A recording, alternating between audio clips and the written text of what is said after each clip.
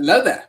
Welcome to the Force Collective. Today we are having a new type of stream. It's not going to be weekly, but it will be something I do every once in a while. And this new stream is called From a Certain Point of View. I'll get to talking about what this stream is all about in just a minute, but first I wanted to introduce my wonderful friends and one family member, Chrono, Sir AOA, and Psycho. How you guys doing?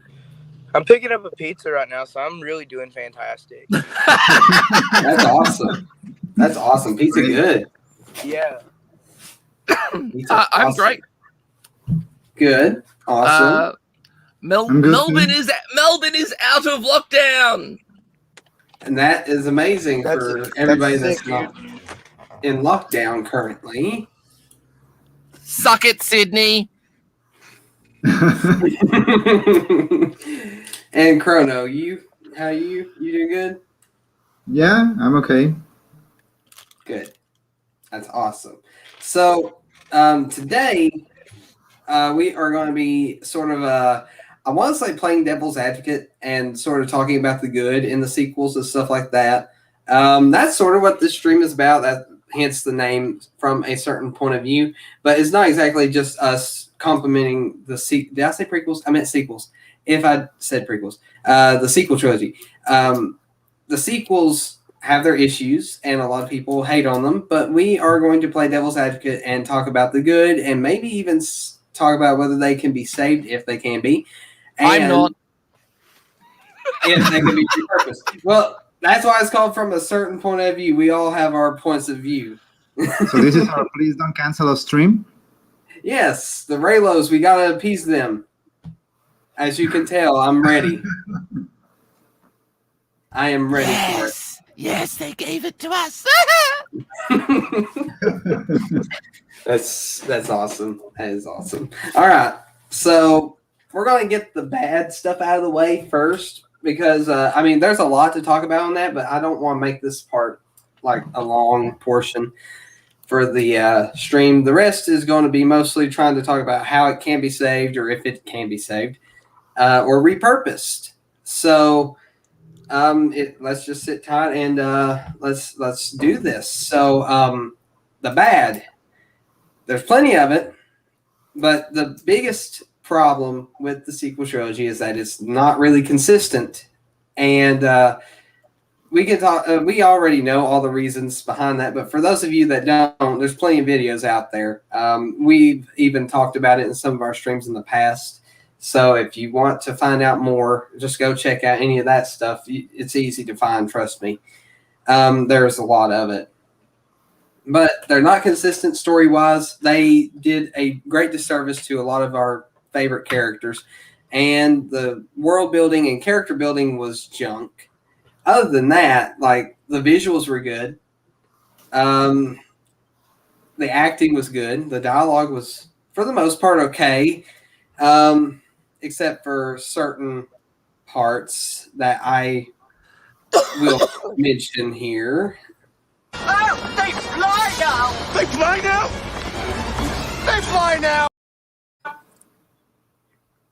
I could show you another one, but it's a longer one, and which sums up the entirety of The Last Jedi. But we're not going into that. That's a whole other conversation for another time. Anyways, I sound like a negative Nancy today. I'm going to try to talk about some good in the sequel trilogy, though, and whether it can be saved or repurposed. But I want to, get everybody else's thoughts. So first, though, we have a sponsor for today. And I'll go ahead and let Sir AOA take care of that. Go ahead, Sir AOA. Today's sponsor for the Force Collective is ForceNet. Are you in trouble and need a way out? No worries. Just download new abilities with ForceNet. Are you tied up in a cell? Just download Mind Trick and have your captives untie you and leave their gun at the door. Need to grab something from far away? Grab Force Pull and the item will be in your hands. Locked in a life or death duel with a trained duelist? Just close your eyes. And now you too have lightsaber forms and can kick their ass somehow with no muscle memory. Grab Forcenet. Now you too can become all of the Jedi. Back to you, Shade. I tried to stay quiet through the whole thing because that, first of all, that was really good. Second of all, that had me dying on the inside in a good way because it was funny. But I didn't want to interrupt. But you know what? Here you go. Good job. There you go. You get yes, you get one. And Psycho might be having trouble. Either way, he'll be back. He probably didn't want to hear Forcenet abilities being sent out while he's trying to get a pizza from That's probably Pizza true. Hut. I don't know where he's going to get pizza. I probably should know, but I don't know. I don't think I've ever learned what his favorite pizza place is. See, I go to local pizza joints, so I don't go to Pizza Hut or Domino's or God, what are some of the other chains? No, those two are the major ones. Well, Little Caesars is a pretty big place, I'd say. Yeah, we don't have it down here. Oh, you don't have that down there? Oh, No. Well, it might not be big enough then. Papa John's, you got that? Nope. Ah, dang it, buddy. You ain't do, got those that? are great. I mean, we might have a Papa John's, but wouldn't be the same Papa John's True. over in the States type of situation because, you know, there's Papa Joe's and Papa this and Papa that, and you know, everyone wants There's a lot of everyone wants Papas to out there. sound everyone wants to sound Italian. Well, we got off on pizza. Okay. Pizza. Yes, pizza's good. The sequel trilogy may not be as good, but that is why we're here to talk about what good there is and what we can do to save it if it can be saved, or maybe even repurpose it, which might be a better idea. Anyways, so I wanted to get your guys' thoughts, particularly. There's two psychos in the thing down here. Which one's the real psycho? Which One's an really you? imposter. Which one is it, Psycho? Which one is you? I would say the one that is loading is not. So okay, so we'll go ahead and get your Wouldn't it thoughts. be funny if that was the right one? If it was, then if it was, then that's well, it might have been. The other one left. Let's try this one. While we're working on technical difficulties, go ahead, Chrono, and give me your thoughts on the sequel trilogy. I know we've talked about this stuff in the past, but we might as well just get like the initial thoughts out of the way. There ain't no use for detail at the moment. We'll get into that later, but just the initial thoughts on the sequel trilogy. Go ahead. Well, referring to the bad stuff, as you say, there's plenty to go around. I think mostly what you summed up, we had no structure, no plan, poor treatment of beloved characters, and wasted potential of the new characters. I think those are the major issues that plague the whole trilogy. On the good side, I think, visuals are as good as you would expect from Star Wars production. There are no complaints there. Acting, for the most part, was actually good. I mean, there are some clips like the one you showed, like you're saying, what the hell were they thinking? But it's not like you get that through the whole movie. It's just bits and pieces. And I think another good thing it has going for it is that some of the new stuff it introduces, like some of the vehicles, some of the locations, they're actually interesting, and sometimes I wish they would have done more with them. Yep. Which, when it comes to the locations, I am mixed on that because they are somewhat interesting, but they didn't do enough world building for us to be truly interested.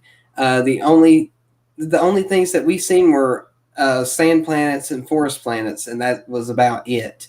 They could have done a lot more if they really wanted to, and to show us more of the galaxy. I mean, just the prequels did a really good job of that, in my opinion, because we've seen so much. I mean, we even went back to previous locations and got more out of those locations, like Tatooine and the pod racing stuff. We didn't get that in the original trilogy. We got that in the prequel trilogy. So they added some more stuff to some of these planets that we hadn't seen, or that we hadn't seen since the original trilogy. But here, we get these new planets, like let's say Jakku. It's just basically Tatooine 2.0. They do give it a little bit of mystery with the Starship Graveyard, or the Gozo and Badlands. I don't know if that it's some sort of graveyard of ships. Either way, you think what happened there, and that's about the only mystery that place gives you, though. So I think they had the right idea, but because they do this going from one place to the other, to the next, and yeah, they visit several places, but they never stop long enough to give you a sense of, okay, this place is like this place it has something special about it. They never do. It's just, okay, we arrived here, something happened, moving on to the next location. Yeah, exactly. Hang on. Did you say that the graveyard at Jakku was a mystery? What? Didn't you read the books that came out before the movie? I didn't read those books. Oh, don't I need to die? I wasn't interested in those books, and especially since the writer seems to be a bit of a jerk. I didn't really want to get interested in the books. I was interested in the comic books that came before the Force Awakens, and I read them, and I was okay. These are setting up some interesting stuff. And when I got to the movie, I was like, "Where the hell is all the stuff from the comic books?" Mm-hmm. They made no sense because they gave you background on stuff, and then nothing happened with that. Yeah, I don't understand personally why they went in the direction they did, but it is what it is.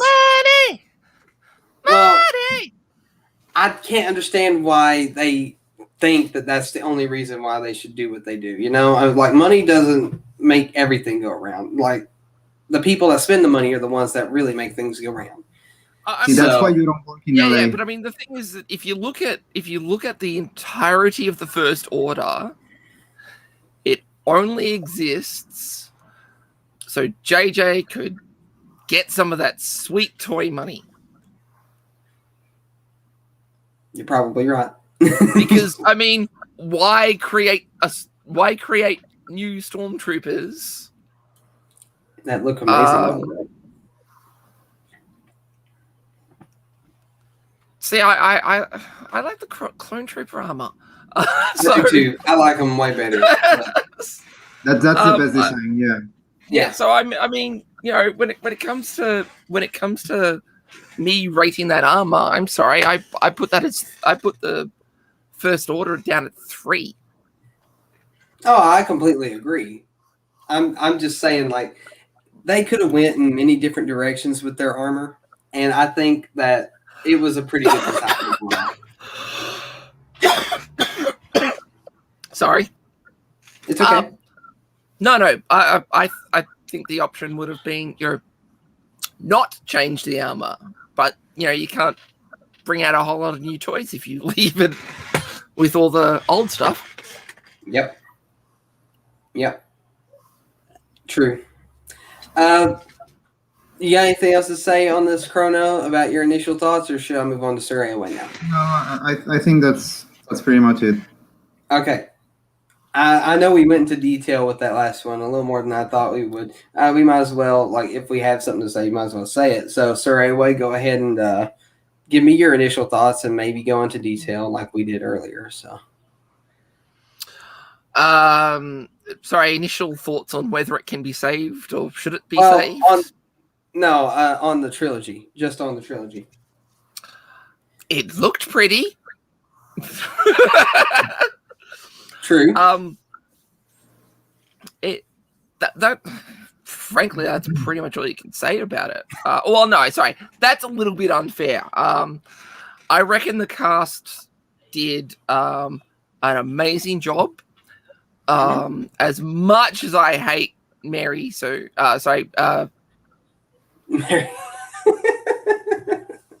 I mean Ray. I think Daisy Ridley did an awesome job.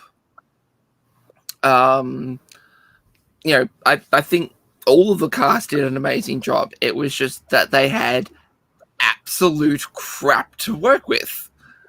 Yeah. And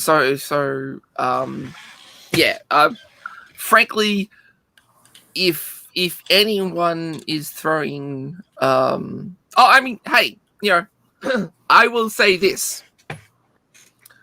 The actress that played Admiral Gender Studies did an amazing job, because I was disappointed that she had such a painless death in the end.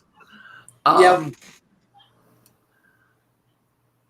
don't know if I don't know if that was the point of her character to make her hate. Think about it. Well, maybe she's being stretched across the. I don't know. Her neck looks pretty long already with that dress on. I don't think you can stretch it much longer. But no. That's mean. I'm sorry. As much of a You really are horrible going as much as she was a horrible character, I think the actress did a great job. She did. And you definitely have to give it to the special effects department. They did an amazing job. Mm-hmm. But that's about it. Pretty much the minute you get into story, world building, the writing, dialogue, pretty much everything that's important, it goes into the toilet, and it doesn't stop driving into the toilet until it gets to the sewers. So it needs no help getting flushed. It just goes straight in. Well, unfortunately, that is true. But I will say I found a few concepts in the sequel trilogy to be quite interesting if they were executed much more efficiently, I guess is a word I can use. But what do you mean? Like the concept of, let's say, a Imperial Remnant, which they could have done better with it and made it less, that kind of thing. Yeah. But I mean, the thing is that we knew that the Imperial Remnant worked. How did we know it worked? I don't know. Maybe it's the hundreds of books that Kathleen Kennedy said that didn't exist. Mm-hmm. Yeah, it wasn't a new thing. It already existed in the EU. That's true. Yeah, that's true. I mean, frankly, everything about the First Order was and they didn't do the Imperial Remnant. Why? Because they might as well have just called it the Imperial Remnant and just left it at that. Yeah. I mean, I'm okay with the name First Order, but it don't make sense, though, if you think about it, because they're not the First Order. You get what I mean? Yeah. They're like the we should get a reason for them to be called that. Yeah. Well, hang on. What about the Resistance? I mean, seriously. If we're talking about names, the First Order and the Resistance.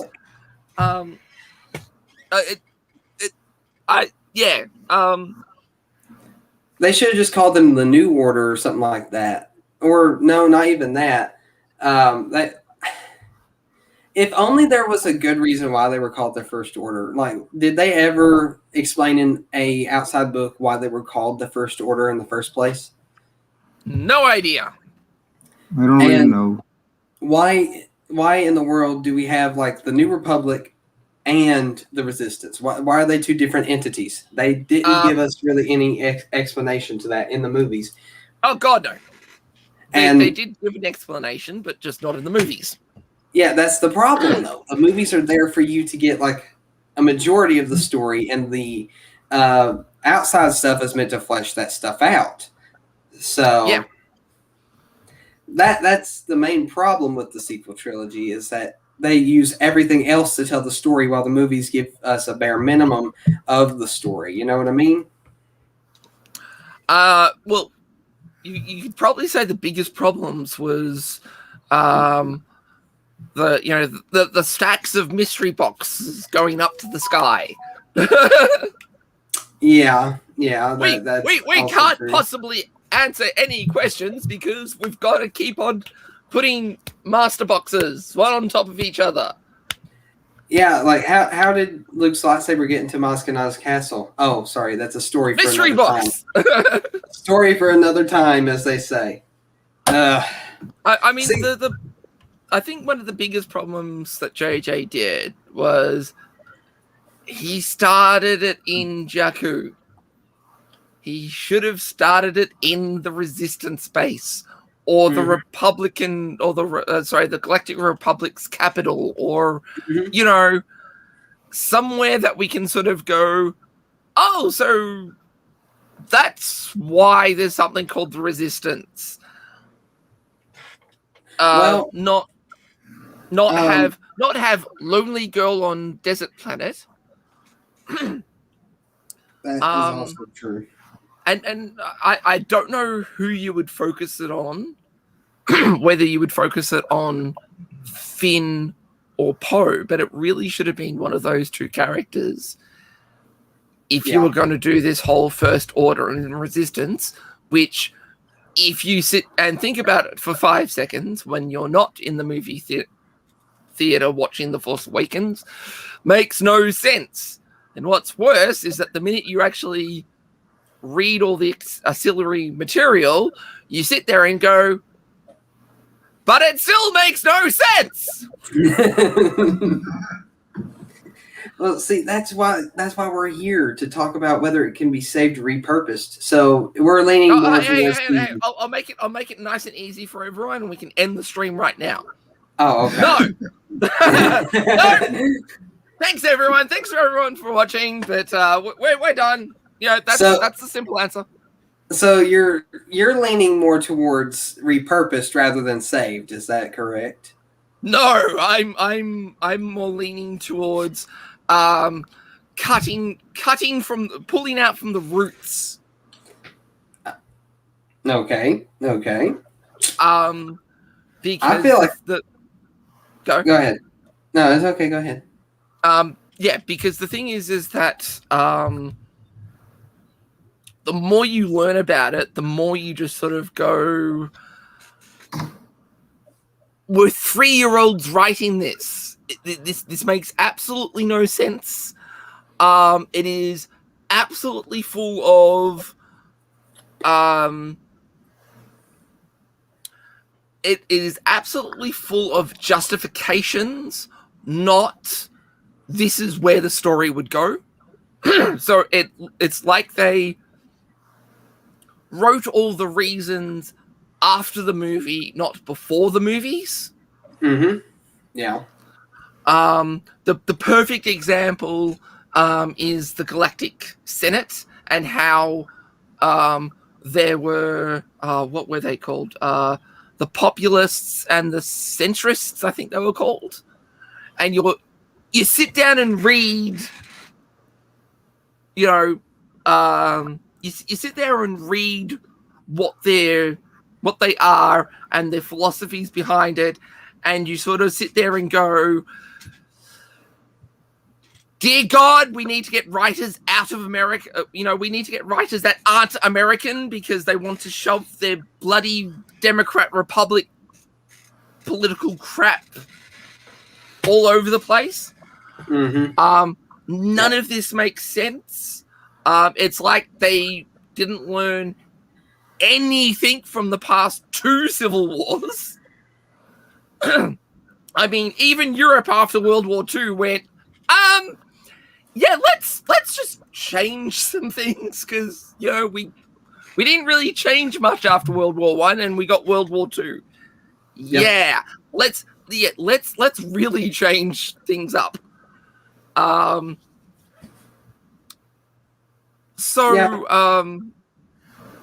the thing is that if you read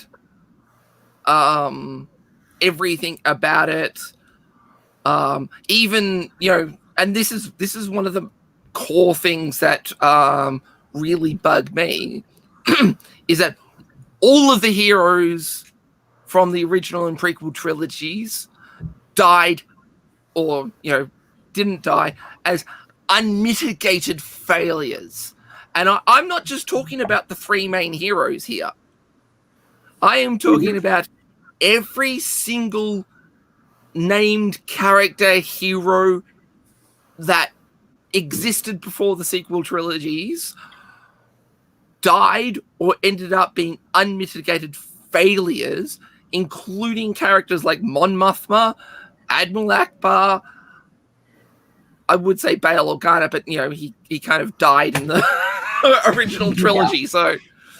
So, luckily he died before all that junk happened. Yeah. But I mean, the thing is that if there was a character in the original trilogies or the sequel trilogies that you enjoyed and thought were really cool, all of them unmitigated failures. Yeah. I think one of their biggest crimes, and this really got on my nerve, and I don't know why they didn't include this character in the first movie, which I guess in a way it's a good thing they didn't because they would have just killed him off. But Lando was sorely underused throughout the entire trilogy, which really gets on my nerve. So I mean that's why I don't believe that the sequel trilogies can be saved, repurposed. Wouldn't repurposing be ripping it up from the roots and just taking the good out of it and throwing it back in, but trying to make something better out of it? No. That's what I thought it would be. No, I mean, repurposing would be cutting the branches and, cutting the dead growths and that type of stuff, but keeping the stuff that can, grow strong. Well, then I guess in a way you're right, because there's and I know I want to be more positive in this stream about it, but truthfully, there's not that much to be positive about, I guess. But I guess if you did try to repurpose it, you're literally going to cut off most of everything except for a few good things out of it. And there won't be enough left for something to grow, I guess is what you're saying. Is that correct? Pretty much. I got you.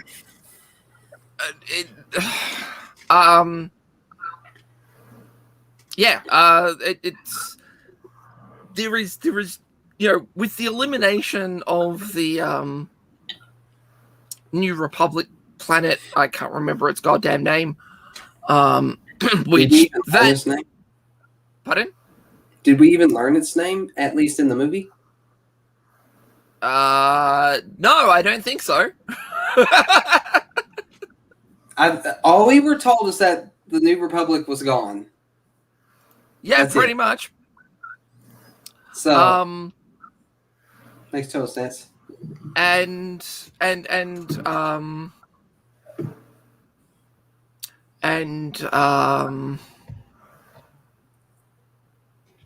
Yeah, I mean, why it wasn't on Coruscant, no idea. well, I think they did say something about it. It didn't make any sense. But I mean, the thing is that, going back to old characters that have failed, if you think about the New Republic as a character, even that character failed. Because the thing is that how many people did the First Order have? You would be sort of going, their army would have to be somewhere in the millions. And how did they get those? How did they get those soldiers? By kidnapping 1 million children. Yep. And I can understand 10,000, maybe 50,000. But when 1 million children from all over the galaxy 1 million human children disappear from all over the galaxy, and nobody notices and nobody goes, well, that's a threat. And that's assuming that they only saw 1 million, because maybe the training was so harsh that some died. So who knows how many children got kidnapped? Well, what's worse, though, is that since you brought that up, this is a point that I want to bring up, because it sort of makes even less sense if we think about it this way. Okay, so luckily and unfortunately at the same time, I watched the first episode of Star Wars Resistance, and I've mentioned this probably a couple times in past streams, but the Resistance is referred to basically as a radical group that's based off of the original rebellion, which created the New Republic, which I think is stupid, first of all. Second of all, the New Republic didn't believe the First Order existed. And that is the point I wanted to make, because if there is a bunch of kidnapping throughout the entire galaxy, and this one group of rebels, which they renamed themselves as the Resistance, why didn't they just call themselves the Rebel Alliance once again? I don't know. Which would have been better. But if there's this one group money. I don't know. I don't know. But if there's this one group of evil people kidnapping children throughout the galaxy, wouldn't the New Republic at least know something about it, first of all? And if this group of rebels were part of their rebellion at one point, why do they radicalize them for believing that there is a First Order? Makes no sense. Exactly. Hence why pull out from the roots. See, the problem here is that you're actually trying to make sense of it instead of consuming. What's wrong with you? That's true. We're supposed we're supposed to just consume. That's it. Don't you forget, consume, get excited for next product. Look, I'm so used to the old way of doing things, where you get excited and it actually makes sense and makes you want more. Oh wait.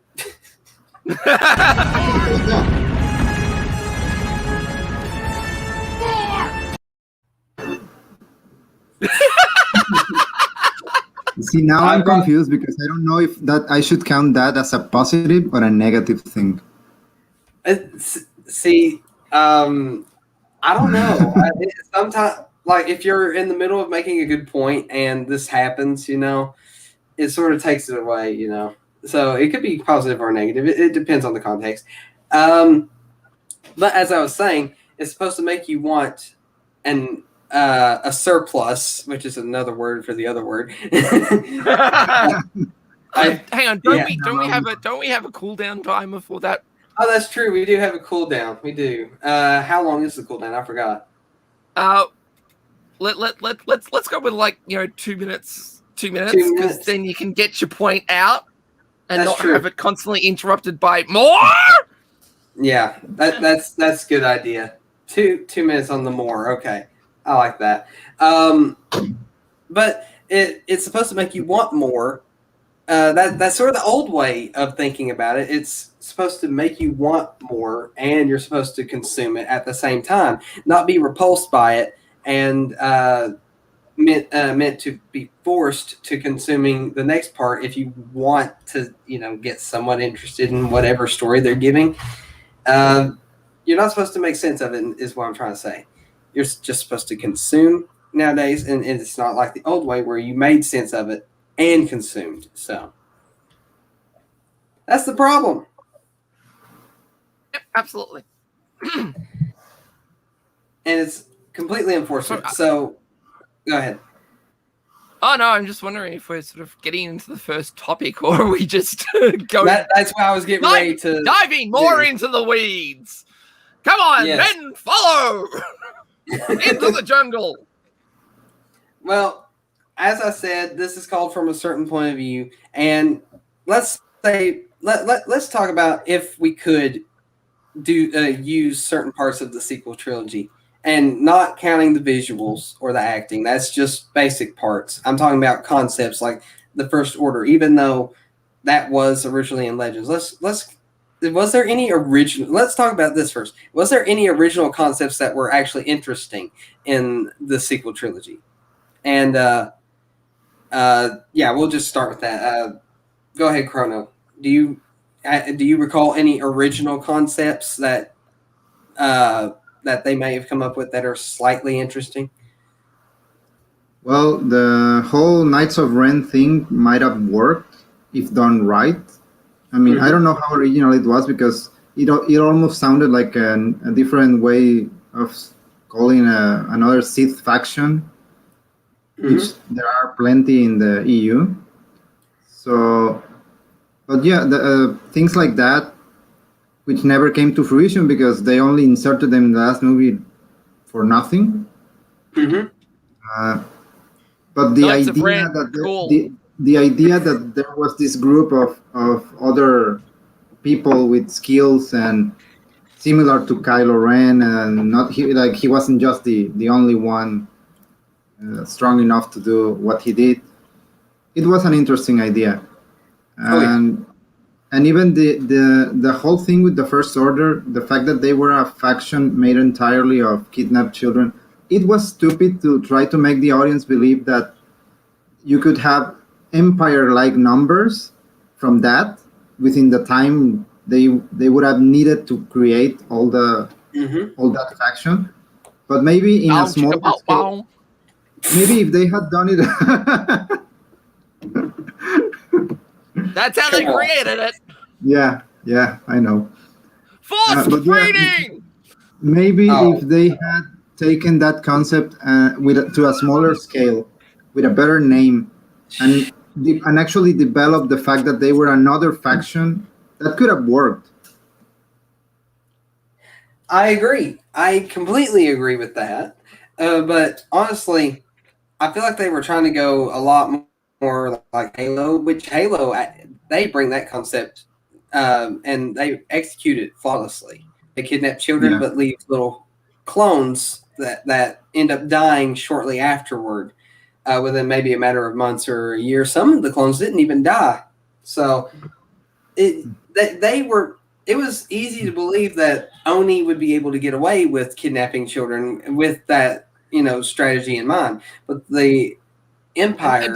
Didn't they like only kidnap like 500 children or something like that? It was that's true. They definitely a small number, a large number like the First Order did.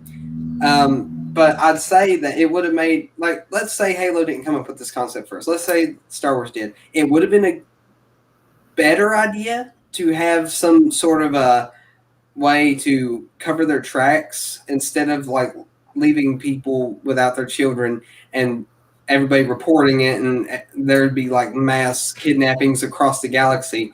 There would be some way for them to be like, oh, this is our kid, they died. Dang it. Well, that happened, but it ends up happening a lot more over across the galaxy. But it would still put some confusion to how the kids were disappeared or taken. You know what I mean? So, I mean, it would be a little more believable if they had some sort of strategy like that, just like in Halo. But they just kidnap kids. And that's why that idea, even though it's a good idea in a way, it was executed pretty poorly. I'm sure there was probably a better way to execute that. Yeah, and I'm pretty sure the only reason they went with the kidnapping and stuff like that was to give Finn a traumatic background. And it Yeah, I sucks wouldn't be because surprised. I mean you can tell that was the only reason. There was no plan for that to develop. It was just, oh yeah, he's traumatized because he was taken from his home.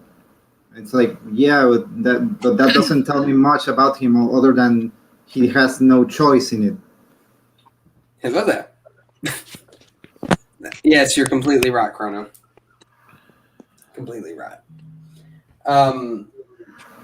Let's see. All right, so Surrey Away. Or did you have any more before I go to Surrey Away? No, I think those two are the only concepts I can consider partially original and salvageable. Okay. There are other salvageable things, but not exactly original. Yeah, I got you. What about you, Surrey Away? You got any? You see any like original concepts or anything like that that could be salvageable from this new trilogy? No. You wouldn't take anything from this trilogy at all and repurpose it to maybe make something better. Correct. Okay. No, it's when you're talking about the concepts, absolutely not. There's just absolutely nothing that I would be sort of like going, yeah. Would I take certain characters and not screw it, let's just say Disneyfy them? Yeah, absolutely. But when you're talking about overall concepts, there is just absolutely I would not take the First Order.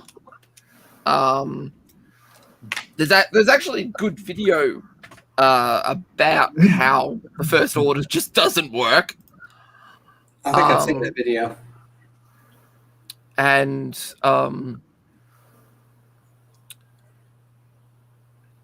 I wouldn't sort of, I guess you could say, take the Resistance, because it actually, I think, is a detriment to the Republic by having the Resistance. See, why wasn't the Resistance just the New Republic? Why didn't they just make that the New Republic army? Why did it have to be named For real? something else? Good question. Well, because the thing is that they were going with the whole, well, the centrists were funding the First Order while the populists were ignoring everything. Sorry, to be fair, they were probably fun. They wanted this sort of civil war type of situation happening, and the thing is that, as I said before, even Europe with its thousands of years of going, oh geez, it's been 10 years since we've had a war. Let's just start one.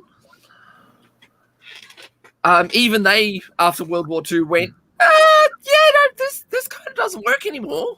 Let's not, start sides and see how much of Europe we can burn in a couple of years.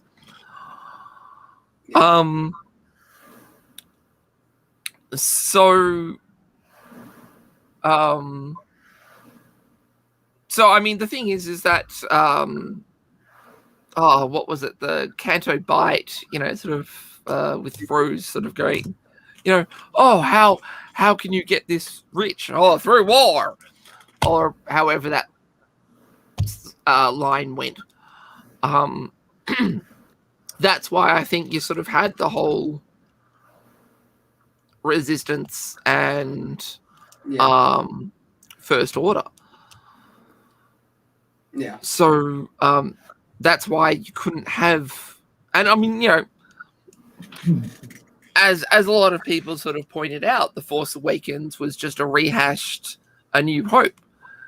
So, you can't have the rebels / resistance being funded by the government. That's true. Against What are they resisting against? exactly. So of course you needed to sort of so I can't think of any concepts that I would keep. Because the thing is that you'd probably go, oh well, you've got to keep the First Order because you need some enemy. But the thing is that the Imperial Remnant did such a better job. So,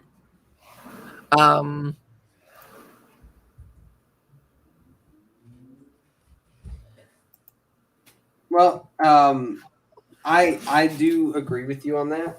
I do. I really do.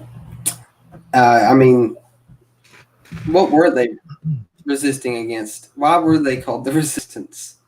It makes no sense because if the New Republic was the R. Huh? It starts with R.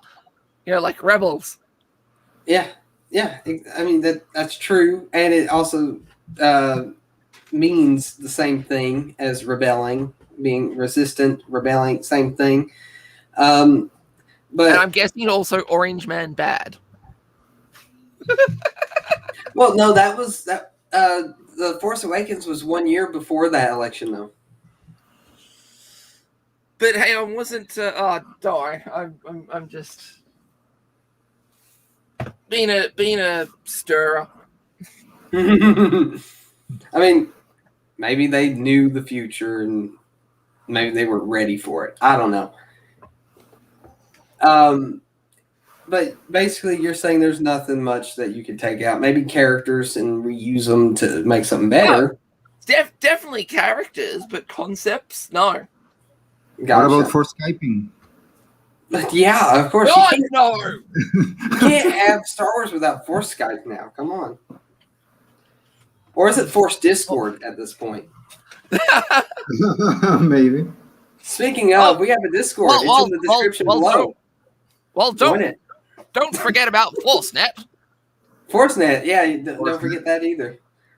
Don't forget that either. You can instantly download new Force powers and lightsaber forms just by being close to somebody that has those forms and touching them, or just even closing your eyes, ForceNet's a really, really powerful thing to have as a Jedi, Most Jedi don't have it, but Rey, being the only smart Jedi in the world, was able to use it and become all the Jedi. So, and I mean, the thing is that even everything about that was crap. Yeah. Because the thing is that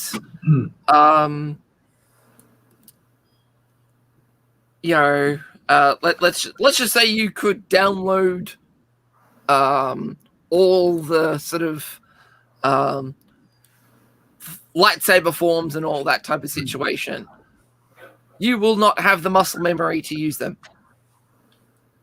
Not if you're Rey. Oh, sorry. Unless you're engaging in Mary suing. Commander Tano could tell us all about that. She could if she was here. That's true. She's not here, unfortunately. We need you, Commander Tano. You're our only hope.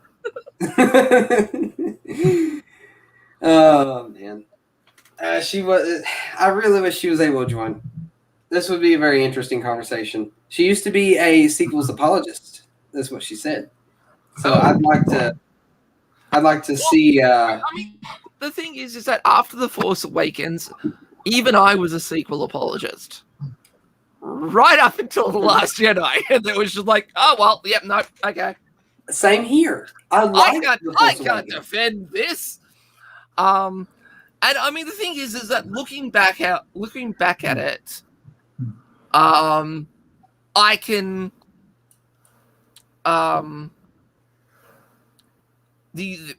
looking back at it, the only defense I can sort of give The Force Awakens was more on the technical side and saying that they were playing it safe. But unfortunately, the more that was added, the more defending The Force Awakens becomes absolutely untenable.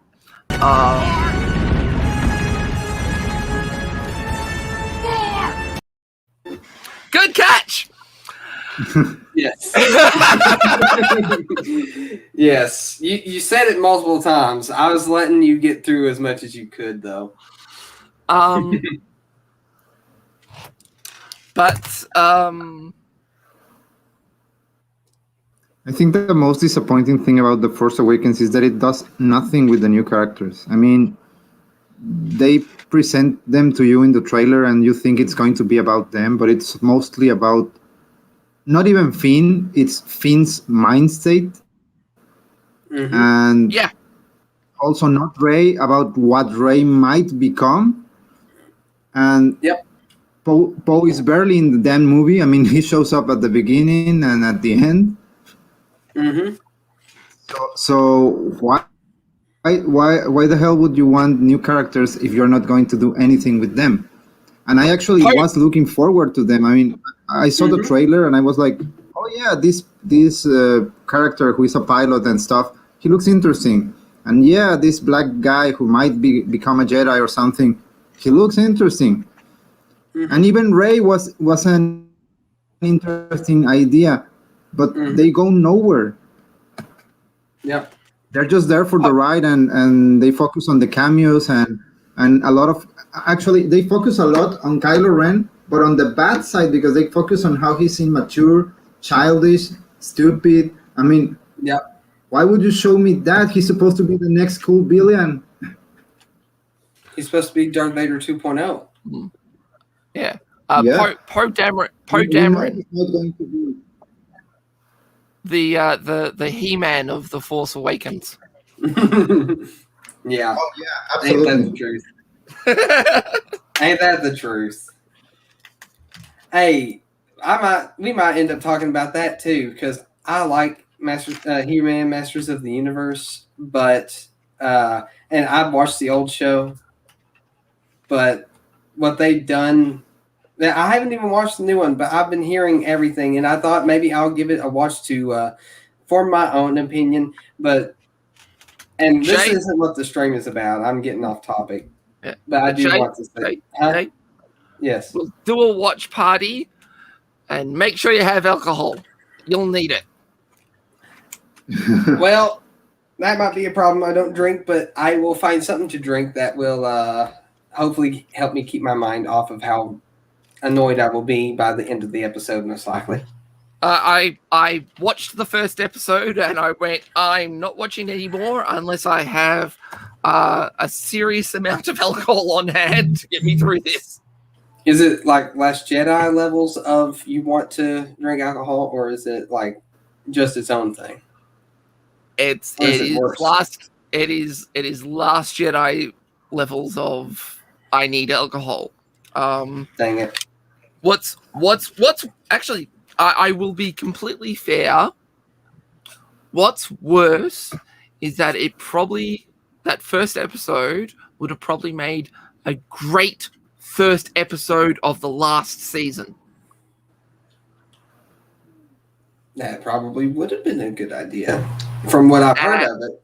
And the thing is that because of it, they're trying to do something that they did not earn, and it just makes it that much worse. So we'll have to do a watch party, because I sort of want to talk about that show, because I like He-Man a lot. I've watched the old show, like the original show, and I grew up with it. I love that show, and I really don't like what they're doing with it because it's also a waste. I mean, the animation of Revelations is great, Mhm. and some of the ideas can work, Hmm. but they really messed it up in a spectacular way. I mean, it's like he was. You hear the stories Kevin Smith tells about the production and stuff, and you're like, you were the least adequate person for this project. You had no idea what you were doing, Yep. Oh, you know, unlike and he's proud of it. unlike the sequel trilogy, and I Mhm. can't say for the rest of the season, but like I said, unlike the sequel trilogy, that first episode would have been a great last season first episode, Hmm. or last episode before they go into a spin-off type of last season Yeah. before they go into a spin-off or anything like that. The idea was the idea was okay, but not for the first episode of the first season of of something like this, where you're sitting there going, oh well, this is a love letter to the fans. I don't know Mhm. if you guys saw my tweet, I think I but did. but I pretty much just went, how to say F you to the fans. Sorry, how to say, F the fans without saying F the fans. Oh, and it had that little. And it GIF. was the reveal of Kingdom of Castle Grayskull turning Mhm. into a crystallized fairy princess or something. Yeah, I've seen that. That would have worked really, really, really well if there were seasons leading up to it. Now, the argument for that is, and we'll get back to the sequels in a second, but the argument for that is the original show is those seasons leading up to that. And I think that's a dumb argument, though, because this is a new show, technically. Yes. Yeah, I mean, you don't produce a sequel to a show that's been people have been waiting for it over 20 years, and then you give them that. I mean, Yeah. it's obviously a bait and switch, and people will not stand for it. Whoever thought Yep. that it would be okay was out of his mind. Mhm. And then he has the audacity to attack people for not liking it. What's with these corporations and attacking the very people they serve? Yeah. Like, oh, we want to go our own direction, and knowing the fan base probably won't be happy about it, and we're just going to do it anyway and see what happens. Then they get angry. Oh, why don't you guys like this? We put so much work into this, even though we knew that you wouldn't like it. Why do you not like it? You're stupid. You're man babies. You're bigots. Can I come up with another term? You're some sort of phobic, maybe, or whatever. Just a bunch of different name calling situations there. Well, I mean, the thing was that I think it was the guy that the Netflix guy. He was meant to be this Kevin big Smith. No. The guy that Kevin Smith works for, I guess you could say.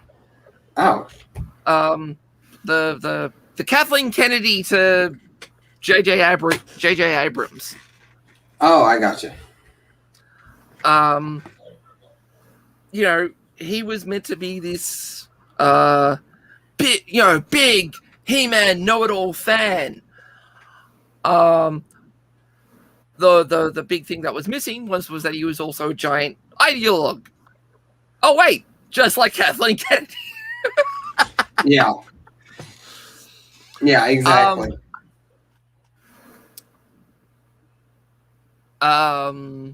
So yeah, We can talk about this later though, because there is a lot to talk about on that. We might have like our own little like watch party for that because I do want to watch the first episode and form my own thoughts. And it'd be better if I watched it with friends. That way, maybe I can form my thoughts better if somebody says something that they notice. That, it's just better to watch with a group. That's what I'm trying to say. Anyways, so hence why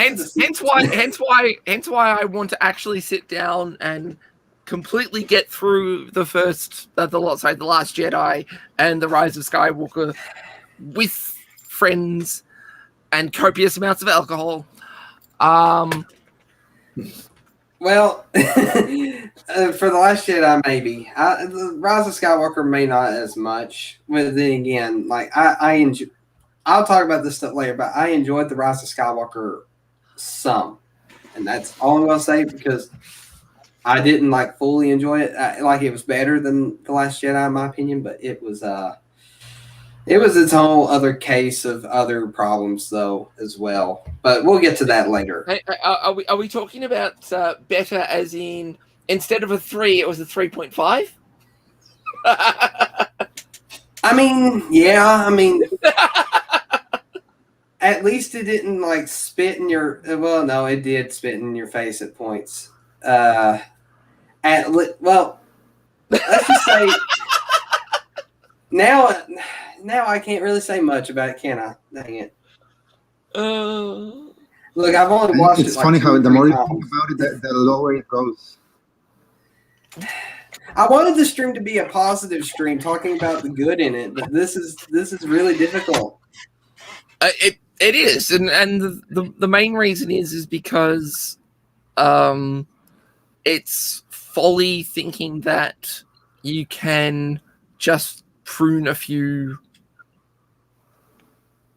branches and you have a well-grown tree. No, you don't. It's diseased right down to the roots. Did it produce some lovely flowers? Absolutely. But those are the sort of only bright spots of a very diseased tree. Yeah. And you're just not. It's just not something that you're going to be able to, I guess you could say, pull back. Hence why I said, there are no concepts that I would save. Well, characters, absolutely. I mean, I really liked Poe. I really wanted to see more Poe. I really liked Finn. I would really like to see Finn. Could you reconfigure a Rey? Absolutely. Don't make her a Palpatine. Don't make her a Mary Sue. Daisy Ridley did a great job. I would have loved to have seen her with a better character. Yep. Well, now, for anybody that's watching to understand, we do not hate the people that acted. That is their job. They were given a script and a way to act out that script by the directors and all that stuff, and the writers, all that, If anything, it is not their fault. It is the director and the writer and Kathleen Kennedy, of course. But just to, I guess appease the Raylos. So and actually, hang on. I can talk on that. I can absolutely talk on that. Okay. One of the things I would do is completely goddamn remove Ben Solo. If there is one character that I would not save, it's Ben bloody Solo. Not because I didn't enjoy the performance. The performance was great. The concept of the character was just all wrong. Yeah. Now, if you had have called him... I might get this wrong. I think it was Jaden that was the one that went to the dark side. I think you're right. If you had have called... Was it Anakin Solo? Or Jaden? No. It was Jaden. It was definitely not Jaden. Anakin. Okay, it was Jaden. It's a- Okay. Oh, was it? Hang on. Oh. You I got can't me remember. confused. I can't remember the names of the bloody twins now. No, because Anakin was Anakin Solo was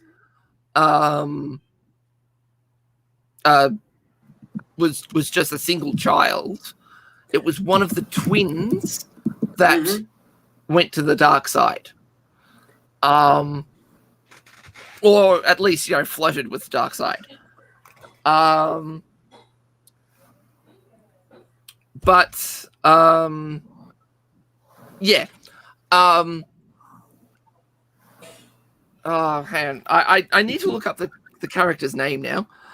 It was Jason. Yeah, you are correct. Jason. It was Jason Solo that turned to the dark Jason. side. Okay, so not Jaden. Okay.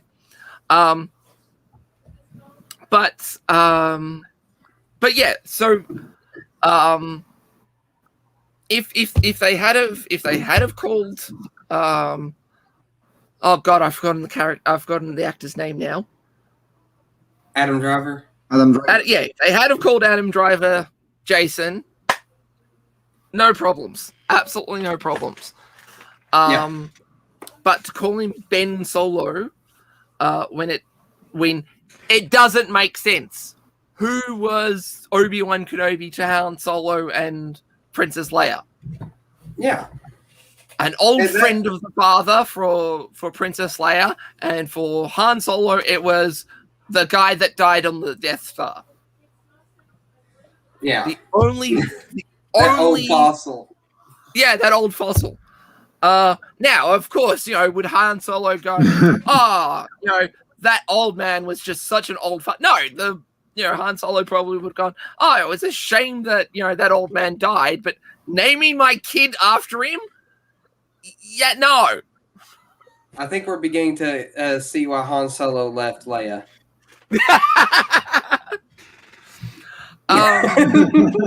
Let's not get started on that. Oh no, we must. We must. But yeah, no.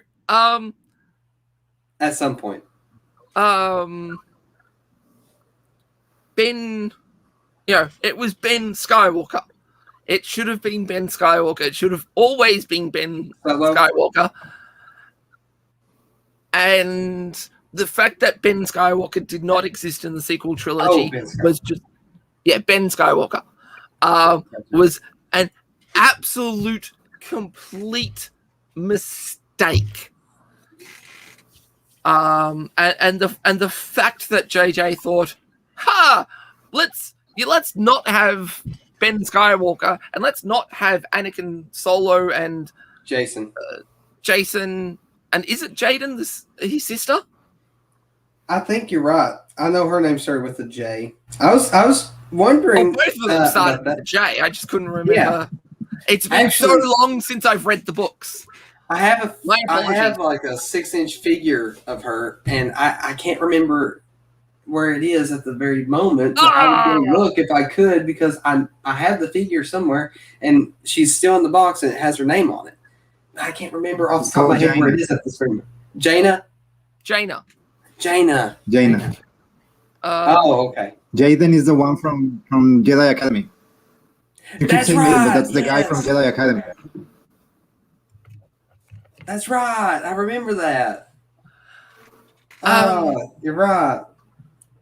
But and yet again, this is the fault of Kathleen Kennedy and not reading the goddamn books, or there's no comic books to look at. Sorry, what? But yeah, so the entire concept of one of the Solo kids going to the dark side, completely fine. Call it Ben Solo. Probably never want to meet the person that wrote that as an idea. Yeah. Well, if we are to believe what's been said about Kathleen Kennedy, that she wanted to destroy for sure the Skywalker legacy, it makes sense she wouldn't use anyone related to Luke, Yeah. which is why she probably went with Ben Solo. Fade in, fade out. I'm burning everything for clout.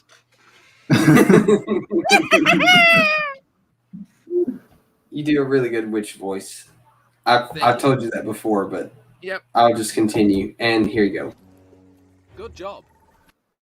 You got 2 of them to stream. Oh. Nice. I need to tally that, by the way. I need to tally that. Let's see.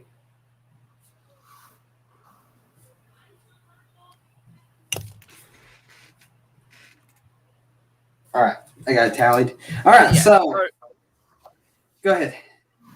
Yeah, so no, I think my rant's a little bit over on that. Okay, well, there is one concept that Chrono had the same idea I had with some of the concepts, but the main original concept that I was thinking about was the stormtrooper going, I guess, good guy type of deal. Yeah, with Ben. That's right. Yeah. That's one concept I would keep. Yeah. Oh, yeah. That's one concept I would have kept, but executed better. I mean, just think about Mayfield from The Mandalorian. Now, I've said this before, but his short story arc that you get was probably the best story arc for a stormtrooper I've ever seen in anything Star Wars, because they never really flesh out stormtroopers that much in anything related to Star Wars. But They have a number in their cannon fodder. yeah. But a lot of in people The were saying that Mandalorian, when that episode aired, a lot of people were saying that whole story arc, even in one small episode of The Mandalorian, that's Finn right there. And yeah. I think so too. Mm-hmm. I mean, the best, not the best. It didn't turn out so good, but one of the best, almost best moments, let me put it that way, was this right here.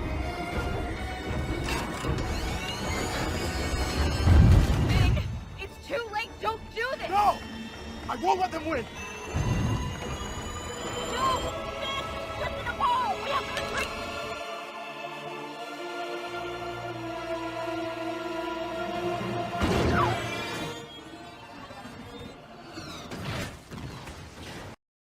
And it was ruined by that. But that moment where he was about to sacrifice himself to stop the very people that he had left so they wouldn't win, that almost had me right there. I was like, oh my gosh, Finn's getting a good moment for himself, even if it is the last moment he gets.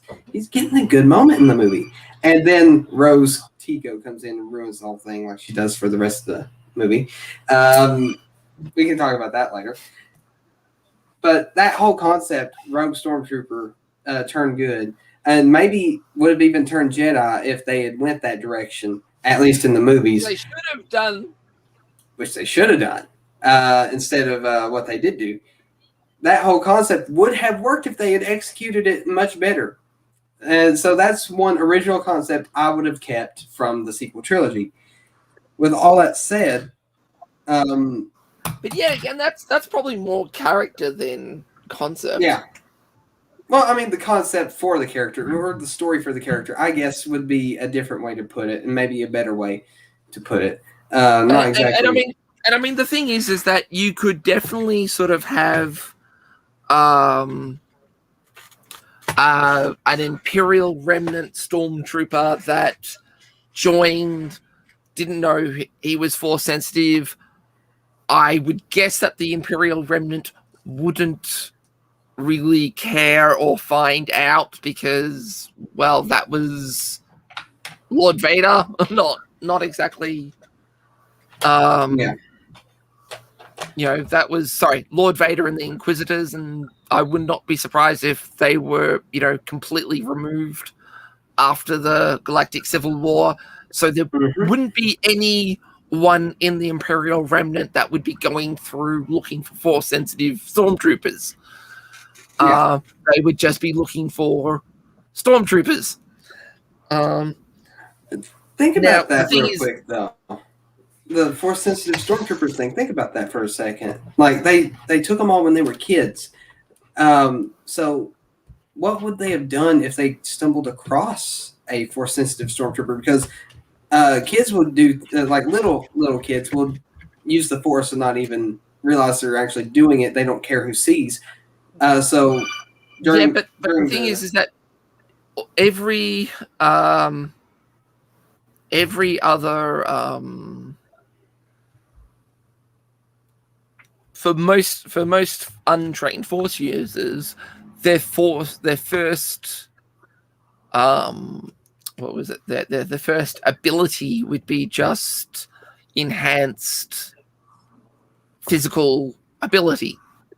Mm-hmm. They wouldn't be sitting there, juggling 3 balls without actually having the balls touch their hand. That was a trained ability.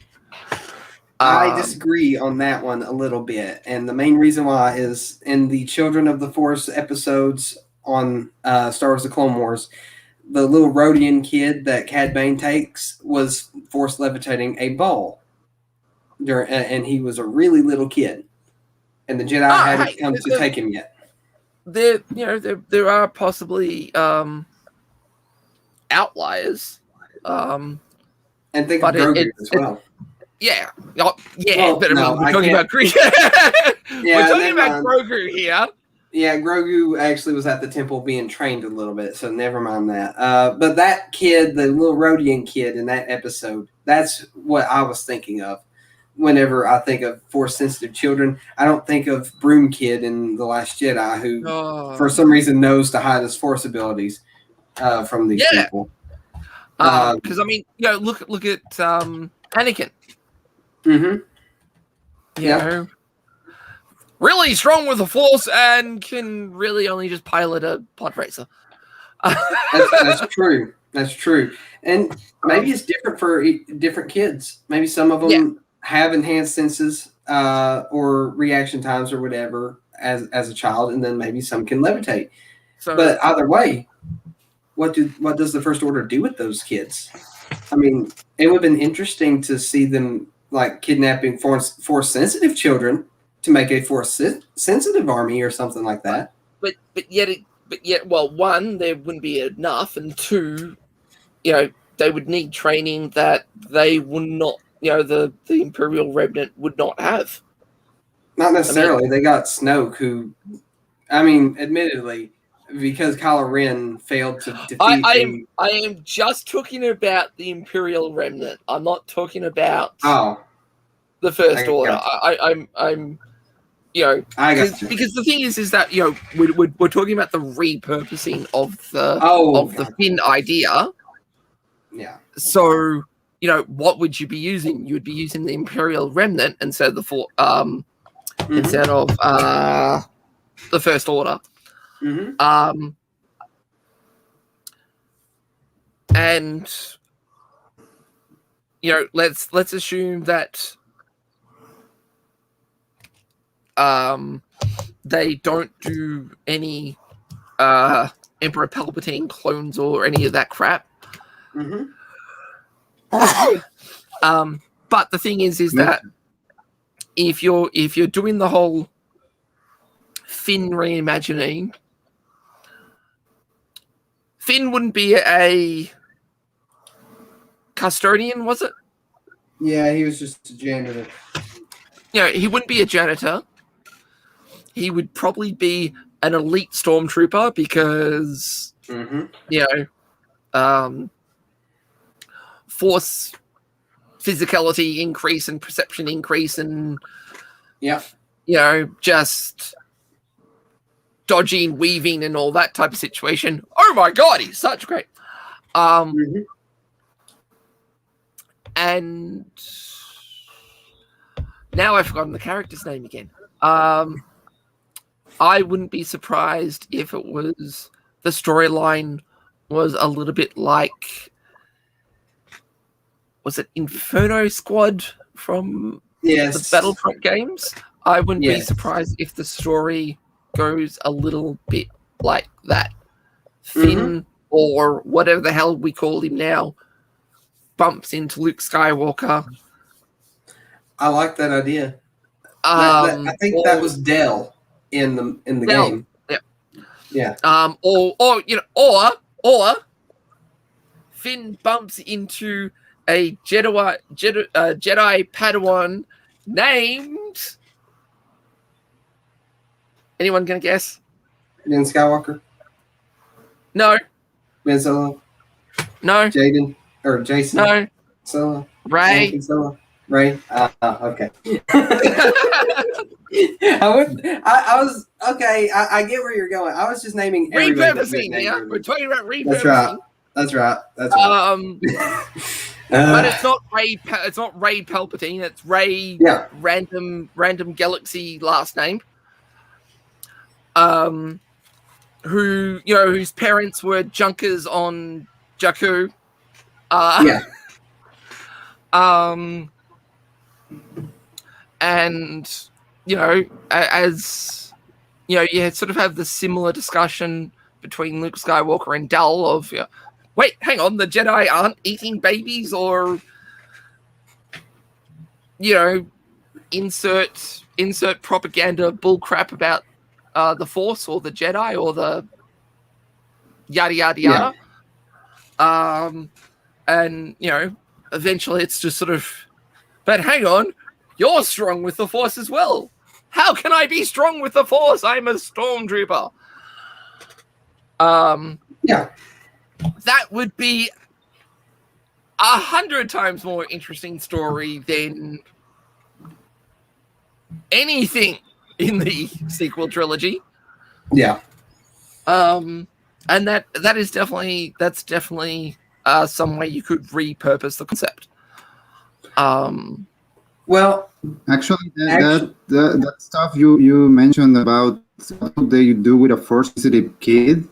I mean, he was not a kid; he was older. He was an adult, but it kind of happened with Kyle Katarn because the moment he discovered his force-sensitive abilities, which was in his adulthood, yeah, questioning what he was doing, and he became instantly an enemy to him down. that's true. Yeah, I mean, I think that the answer to your question would probably be if they came across them, they would probably kill them. It seems like they didn't want force-sensitive people. But I mean, the thing is that depends on how force sensitive are we talking about? Is it just force sensitive to the point that they are just super strong and super fast and just a super version of what humans can do? Or is he running around throwing fellow cadets like a tossed salad without touching them? Mm-hmm. And you've also got to remember the type of conditioning type of situation. If it's just sort of a case of using the Force is bad, we have someone that possibly doesn't think about using the Force, or doesn't hang on, what is these abilities that I have? Maybe I can lift something. If it's just sort of a case of always thought about as I can just jump high or do all this other type of stuff without training to, thinking more about using your body rather than using the Force, you probably wouldn't be force flying up the wall like some Jedi do. Yeah. So you would probably have an elite stormtrooper that's just super good at battle, but not showing signs of being force sensitive to the point where people just think that he's damn cool. And if he's fed a diet of Jedi and the Force are bad, when he comes across a Padawan Rey, or hell, even Jedi Knight Rey, or insert another Jedi character, and he's told, "Hey, geez, you're really Force sensitive." What does that do to a character like that? And like I said, that would be really bloody interesting. That would be. That would be. That really would have interesting. made a really good 3 movies. So, with all that said, then, how about we make this next part of the stream about making our own sequel trilogy? What would we make it out to be? So we've already sort of talked about it, and maybe we can like start from the beginning and say what we think should have happened from the beginning, what characters should be what, all that kind of stuff. Do you want to do that, or do you want to continue on with what we're doing here? That sounds good. Yeah, no, it sounds like a good point of segueing. Mm-hmm. Yeah. Also, since we don't want to add. First, let's see. He says, "Hey guys, just saw you guys are online. What's up? Well, nothing much, buddy. Nothing much. Glad to see you here. It's awesome to see you around." Let's see. Yes, we got a PSA as well, by the way, about. Well, actually, I'll let Sir AOA talk about our PSA here. Go ahead. A short PSA from the Force Collective, brought to you by me. So, AOA, if you ever find your loved one turning to the dark side of the Force, the best way of stopping them is to murder them in their sleep. Nothing says "I love you" like igniting your lightsaber into your loved one's stomach. Now, don't worry, nothing could go wrong while your lightsaber is in a compromising position. So show your love by murdering your loved one if they turn to the dark side. Back to you, Shade.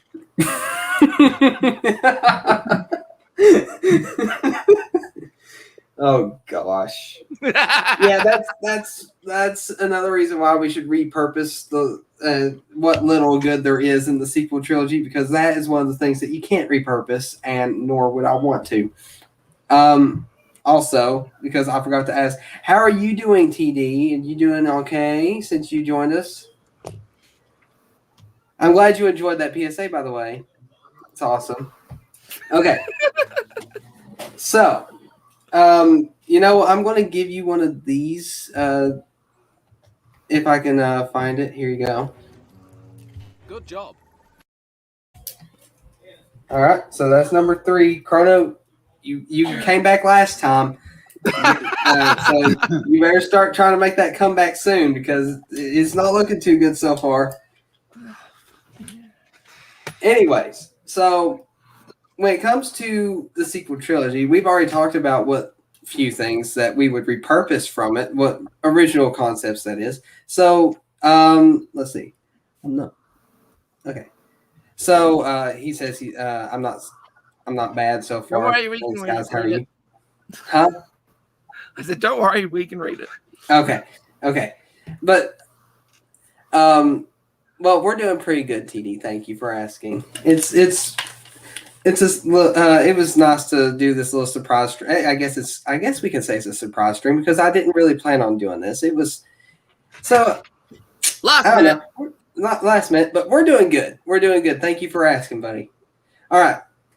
Back to what I was saying. So we're going to, I guess, explain what we would think would make a better sequel trilogy, and that would be like describing how it would start, how it would be going, and then how it would end. Basically, just beginning, middle, end format, all that stuff. So I'd say that we use those concepts that we mentioned, albeit just 3 of them, and then we add our own touch to it. So let's make Finn the main character. What do you think? No, see, the thing is if you made Finn the main character, you would need to start with Finn in the first movie. And the thing is that I would definitely start with a character that would be associated with the Jedi Temple, or Luke's Jedi Temple, or with the Republic, because that's where sort of the bench, that's where you the benchmark should be set. This is our normal. Quick question, because you mentioned a character having something to do with the New Republic. Why wasn't Luke part of the New Republic? And why didn't he? Why didn't they sponsor his temple or whatever? Because we needed him to be on an island in the middle of goddamn nowhere on a planet that no one knows about.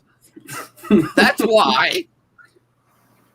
I mean, I get searching for the first Jedi Temple and all, but like, why hide himself? And let's forget The Last Jedi for a second, because before that wasn't the original plan, because they had no plan. What in the world would have been the reason in JJ's head? What in the world would have been the reason at the time? Now, I know we're talking about making our own trilogy here, but that is a question I really wanted to ask real quick. So what do you guys think about that real quick? Go ahead, Sir AOA. I'll start with you this time. Well, the simple thing was that they wanted to not have the original trilogy present. So you got to find some way of moving them everywhere. Mm-hmm. And in sort of stealing the original trilogy's footsteps, well, you've got to have a new Dagobah. Yeah. So of course, Luke Skywalker needed to be on an island in the middle of nowhere on a planet that no one's heard of. Gotcha. So I don't think it was. I think it was just more of a case of A, mystery box, B, rehashing the original trilogy. So Luke couldn't be at the Jedi Temple that was sponsored by the Republic. And his Jedi Temple had to be blown away because having Jedi in the Resistance would just make the Resistance OP or something along those lines. And it would mean that the First Order could still be a secret before they shoot their big giant death laser from across the goddamn universe. Oh man, that reminds me of another question I was going to ask earlier too. Well, I won't worry about it right now, but I want to go ahead and hurry back into the other one. So we'll go ahead and let Chrono say his piece about that real quick, and then we'll get into the other thing. So what do you think, Chrono? I'm sorry did I cut you off, Sir AOA, in like the middle of a thought, by the way? I hope No, I didn't. not really. I mean, I could probably continue, but there's sort of no point. It would just be more ranting. It'd just be more ranting. That's what I was afraid of too. So we'll go ahead and move on to Chrono real quick. And what do you think, Chrono? Why was Luke not part of the New Republic? That depends. Story wise or production wise. Well, I'm hoping to get. I mean, yeah, both. I think we already know the reason to production, though. Yeah, well, production wise, because Kathleen Kennedy wanted nothing to do with Luke Skywalker. She wanted him gone. Yeah.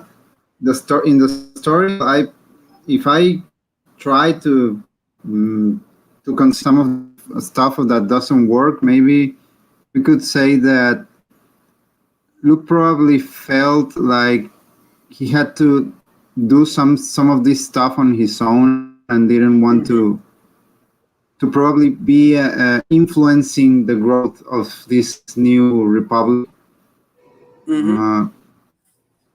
Because in the comic prequel to that movie, we see Luke working with Poe Dameron's mother, who was also a naval pilot, and he's remember that he's comic. tracking down the roots of the Jedi tree, and he's kind of trying to get some of the stuff together that the Empire turned down, and it's like he's trying to rebuild some of that.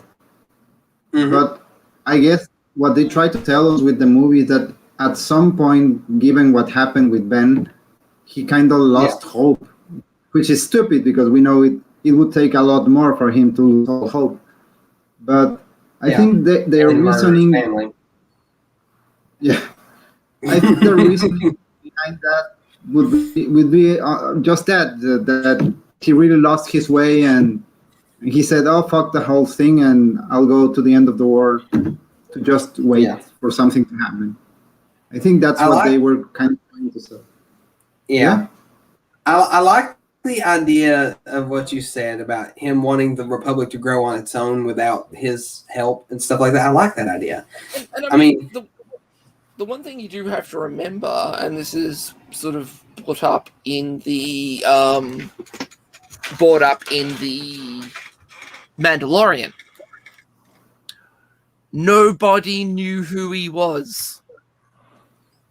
That's true. Nobody knew who he was. So could he just disappear and go and help disappear and go and build the Jedi Temple? Absolutely. Was he important enough to the Republic to have him front and center? Answer: no, he wasn't. Because according to the universe, it was Red 5 that destroyed the first Death Star. Yeah. And it was the Rebel Alliance fleet that destroyed the second Death Star with Emperor Palpatine on it. So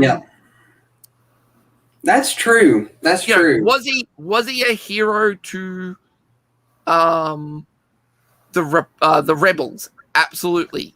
Was he a house name like General Princess Leia or General Lando Calrissian or General Akbar or Mon Mothma?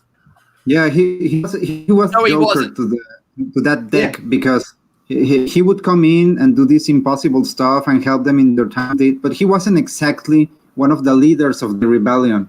He wasn't like that. He never was. Now, from our point of view, he was the mightiest hero, but the galactic, the Star Wars galactic view, he was just a soldier in the rebel army. I think I think his rank was commander. So we're not talking about a general. We're talking about a commander. And the thing is that the generals are going to be the ones that become the household names. Commanders might. It's not like they're not going to be known, but they're not going to be the household names which you create legends from. Yeah. And the thing is that Luke might have wanted it that way at the end so he could create his Jedi Temple without scrutiny. And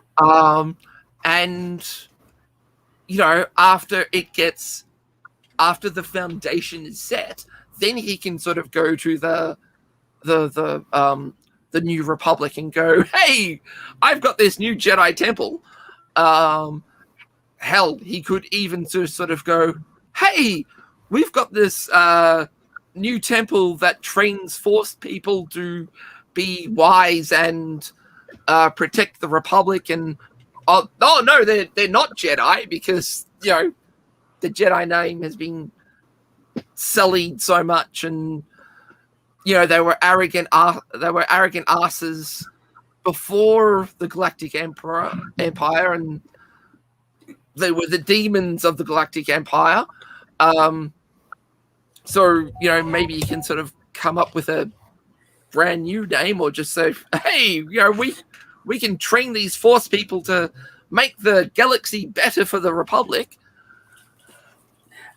Well, what I would say to that is it seemed like the Jedi weren't really a household name either at this point in the Star Wars timeline. So to call them Jedi again probably wouldn't have been much of a problem, to be honest. Yeah, but I mean, the Galactic Empire, the Empire definitely bagged the name, so the name would have been known, but it's known as something bad. Yeah, but the Empire was also known as something bad, and when the Empire was gone, a lot of people celebrated. So, Oh yeah, I mean, I'm just sort of, but I mean, the thing is that,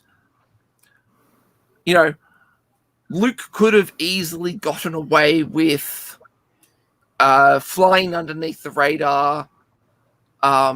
Maybe some of the higher ups in the Galactic Republic would sort of go, yeah, no, here's a badge to sort of go, hey, don't worry, this isn't a scam. The Republic know who this person is. He's on the level. But he could have, but still be underneath the radar type of situation. mm-hmm. And I mean, let's face it, it probably wouldn't have been that much of a financial burden. Yeah, running a Jedi temple. Well, sorry, a small Jedi temple. yeah, We're not talking about hundreds of thousands of Jedi trainees. We're probably talking about no more than 100. So would he need the Galactic Republic to, pass laws and pass funding or anything like that? No, not really. It could have just been done, but through private donations, and not nothing secret or nefarious, but nothing that needs to be broadcasted out there or anything like that. And need governmental oversight. It could just be a simple sort of. Wouldn't that be for the best though? Pardon? Wouldn't that be for the best though? I mean, think about it. The Jedi and the prequels were too political. Now, the new Jedi, and maybe Luke knew about this. Actually, I think there's like a book that sort of talks about Luke and the Jedi back then.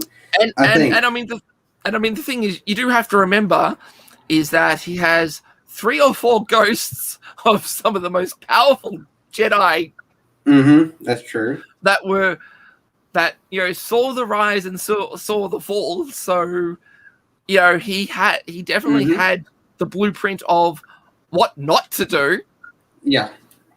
So I think that him isolating himself was actually a good idea. And I feel like if we were to make our own sequel trilogy, that would be something that I would still do. Just not to the extent that they did, to where he's just an old man trying to find a way to die and not be around anybody, after nearly murdering his own nephew. I mean, isolate is not the right word. But him being involved in the Galactic Republic was definitely not something needed, and could be explained by him not needing to be there. Yeah. So isolate's probably not the right word, but being involved in building the Galactic Republic was definitely not the right move. Yeah, and I think that is how the I guess it's not I guess the old Republic, but it's not the old Republic. You know what I mean? I guess that's one reason why it fell, because they depended so much on the Jedi and the Jedi were so involved with it, and that's how the Jedi fell. Once that fell, the Republic fell to the Emperor becoming the Empire. So I think that because they depended on the Jedi so much in the prequel trilogy, that is why the Galactic Republic had failed, because they were way too involved. That's part of it anyway. That's not the whole thing. But Yeah, I can definitely see that. And Luke, not isolating, but just stepping away from all the politics and stuff like that. And we talked about this in a previous stream, that the Jedi should have been more focused on their religion rather than the politics and stuff like that. Philosophy, more focused on the philosophy, not their religion. Yeah, that's two different discussions and two different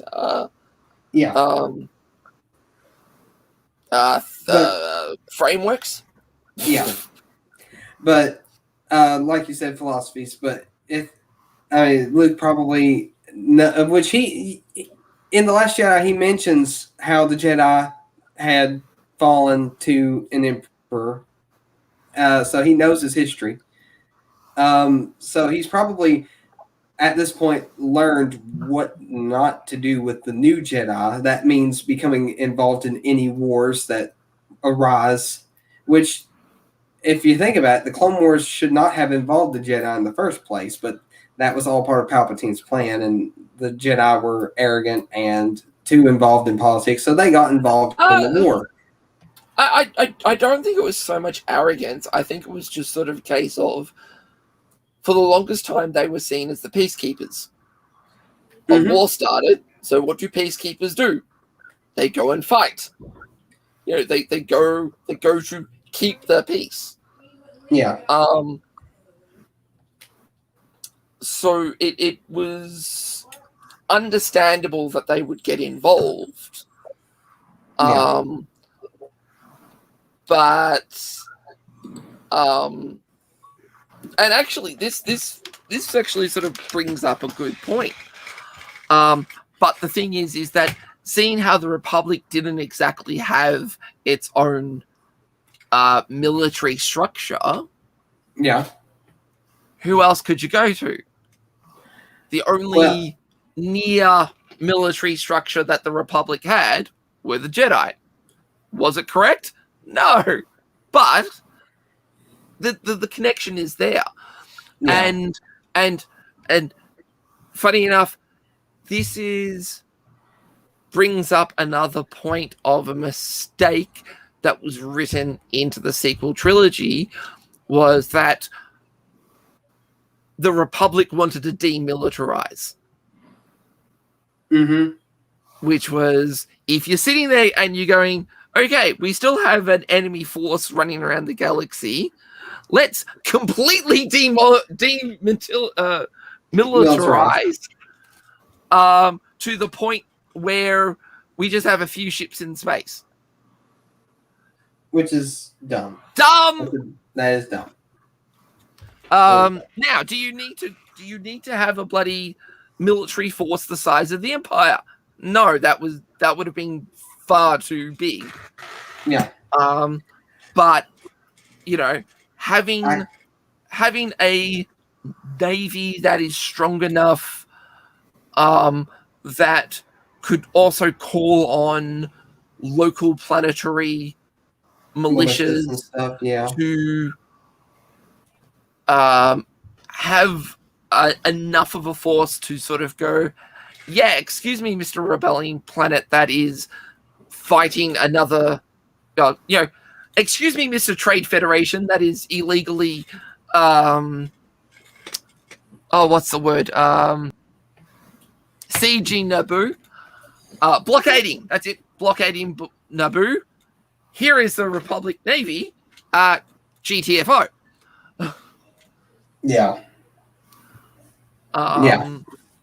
Which, is frankly learning the lessons of the failures of the old Republic and the failures of the Galactic Empire. Having a large enough force to make members sort of go, maybe I don't want to start a war. but not large enough to subjugate other planets. And what's really funny is that we have the blueprint on Earth. Mm-hmm. We have, the UN. Hello. Yeah. The UN peacekeeping force. It's. Yep. But I don't think the UN actually has their own military. But I mean, it's sort of. I guess they're sort of the Jedi of Earth. No. But I mean, what I'm sort of saying is that, that would be sort of how you would run a post-galactic civil war military. The only difference is between the UN and what the Galactic Republic would use is that I would have sector armies that, are strong enough to hold off and not get their asses kicked by just a random planet that decided, you know what, I think I might want to take over the universe. Yeah. But other planets that wish to conquer.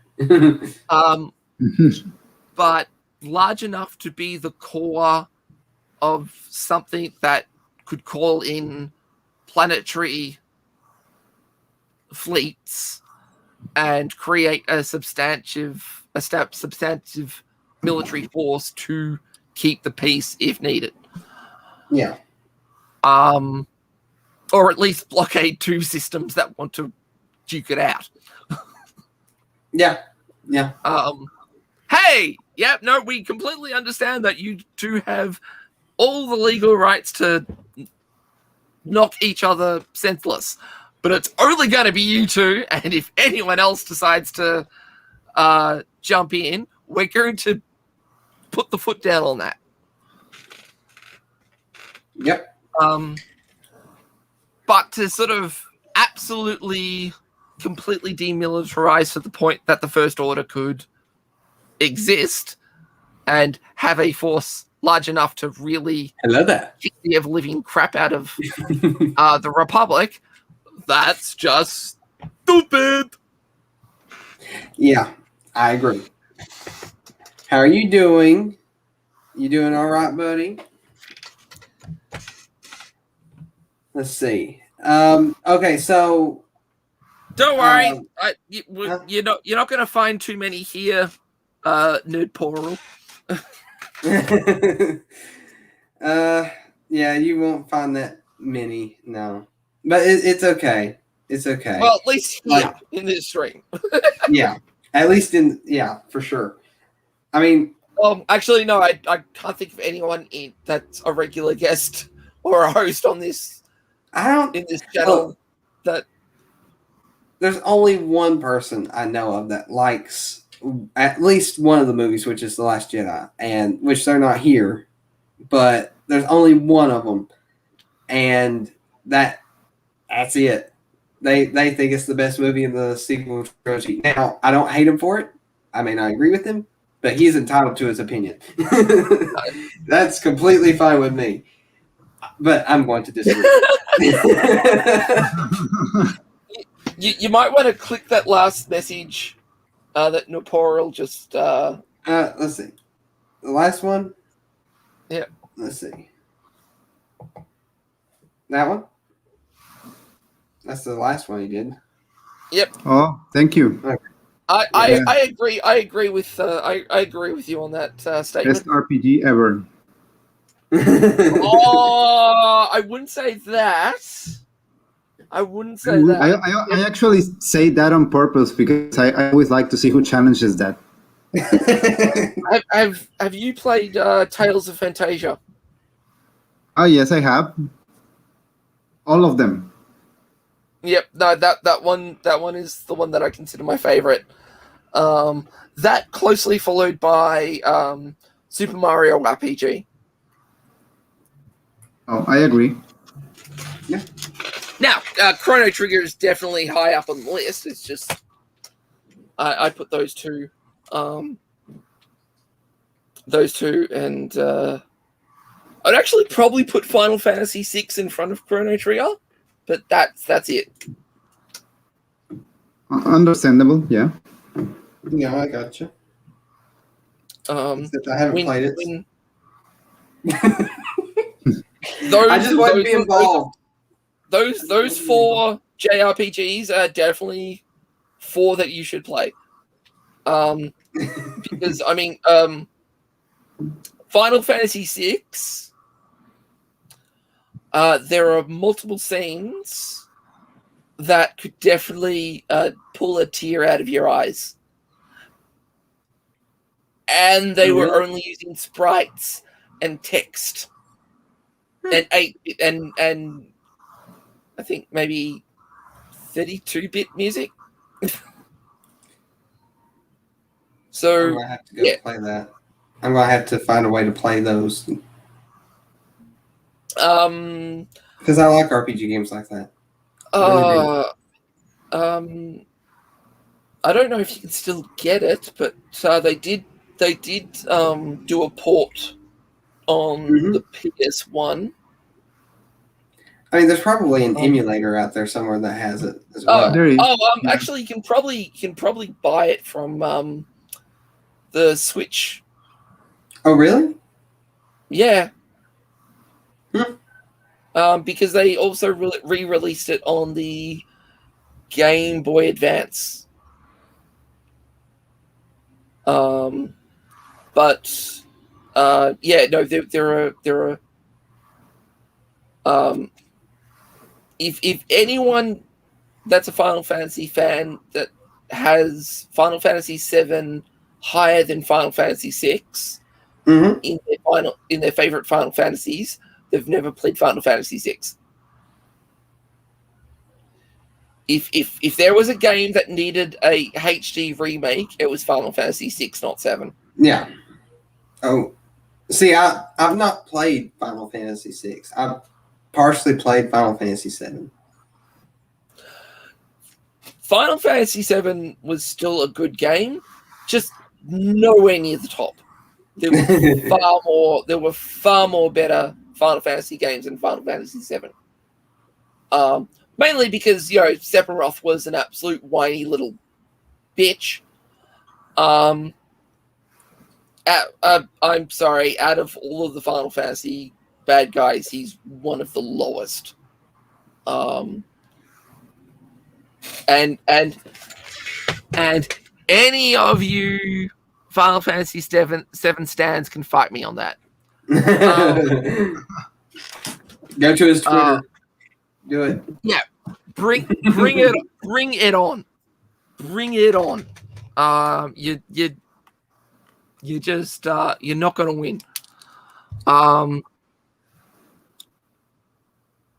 But you could pick one of those games for the gaming segments of the channel. Yeah, ooh, that would be good. Yeah, that'd be good.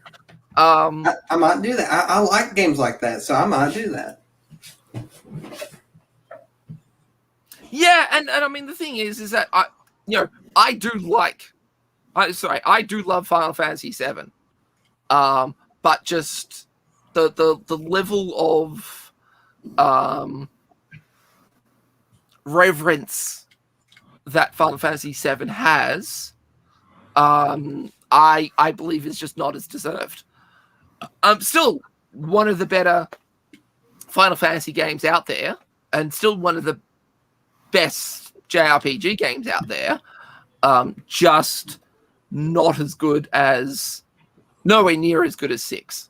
And it's mostly a timing thing. It's because of the time when it came out. It was easier for a lot of people to get their hands on Final Fantasy VII. And a lot of people never knew Final Fantasy VI until it got re-released. Yep, absolutely. But yeah, Kefka is probably one of the greatest gaming villains I know of. I would say he's the best Final Fantasy villain among them all. Yeah. he is the epitome of evil. And the best thing is that this is not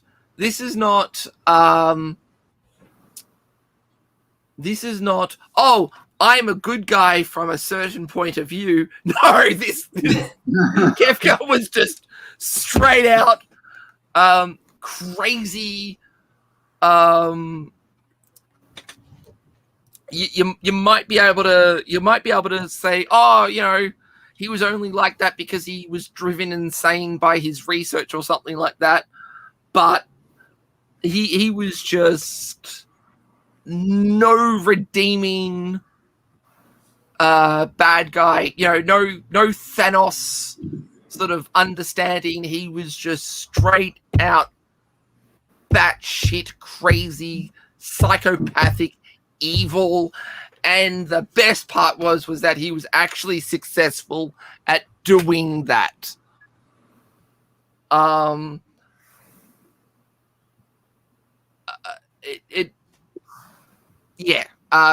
Just let's get back onto topic. Yes, back to the sequels. And so we were talking about Luke and Luke not getting involved with the New Republic. We were also talking about what we would do differently than the sequel trilogy if we were to make our own. And one of the things I would do is keep Luke the way he is in a way. Just keep him away from the New Republic is what I mean by that. And start his own Jedi Academy, if you will, away from all that and have it less involved, like, you know, to prevent from doing what the Jedi did back in the prequel era. But to start off the movies, now I was saying Finn, but you're saying something like you want to start off some way different. How would you start off the sequel trilogy? Who are you talking to? You mentioned earlier, like what? Yeah. How would you start? Sorry, I should have probably said. Yeah. Hang on 5 seconds. Okay. You would have probably started with Chowder, right? What now? You would have probably started it with child murder. Oh yeah, I seriously, like, I would have started it, you know, with stuff like this here. I would have started it that way.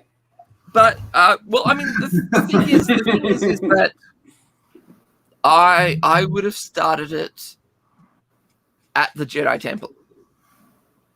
That's a good idea. Sorry. You would either start it off at the Jedi Temple, or you would start it off at the Republic military, or actually no, I would probably start it off with the Republic military. You know, maybe the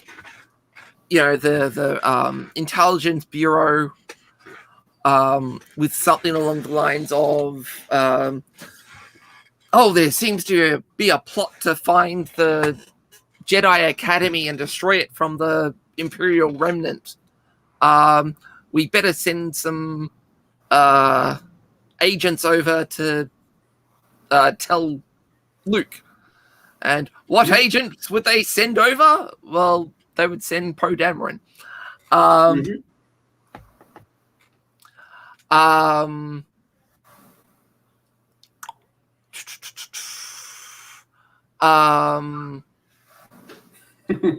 yeah, you would send Poe Dameron over to the Sephiroth want to destroy the planet. Did he do that? No, he didn't. Kefka not only didn't destroy the planet, but destroyed the world as it was known and became a bloody god. Sephiroth became a bloody little parasitic bitch. And that's the only way that Sephiroth managed to live on.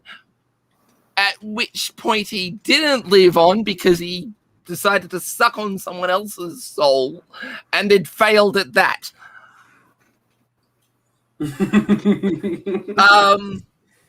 Now, getting back onto... I figured that you needed to respond to that. It's just yeah. Hey! Much love, Napoleon, but yeah. I completely agree with it. That's what I've been saying this whole time. If there was more world building and didn't kill off Han the way they did, oh my gosh. Yes, I agree. That's a villain death. He so missed the beginning of this stream. You missed the whole shebang at the beginning. But yes, this is exactly what I've been saying. After this stream is over, go to the beginning and listen to the ad. Yes. I forgot. My word's gone. Thank you. The sponsor, yes. Now,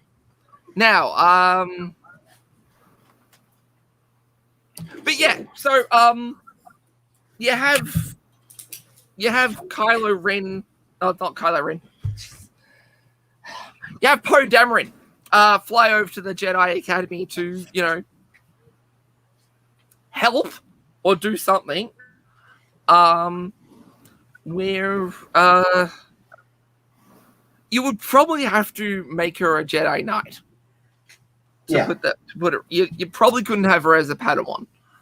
It would be really weird to sort of have Poe Dameron, probably in his mid-20s, start hanging out with mid-teen Jedi Padawan Rey. I don't know. That's sort of a cool idea if you think about it.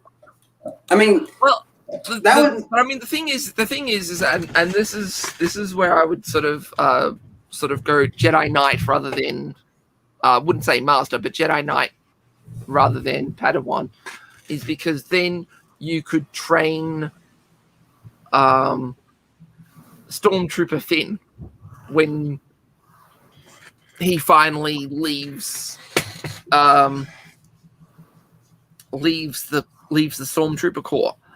But that would probably be, I guess you could say, the first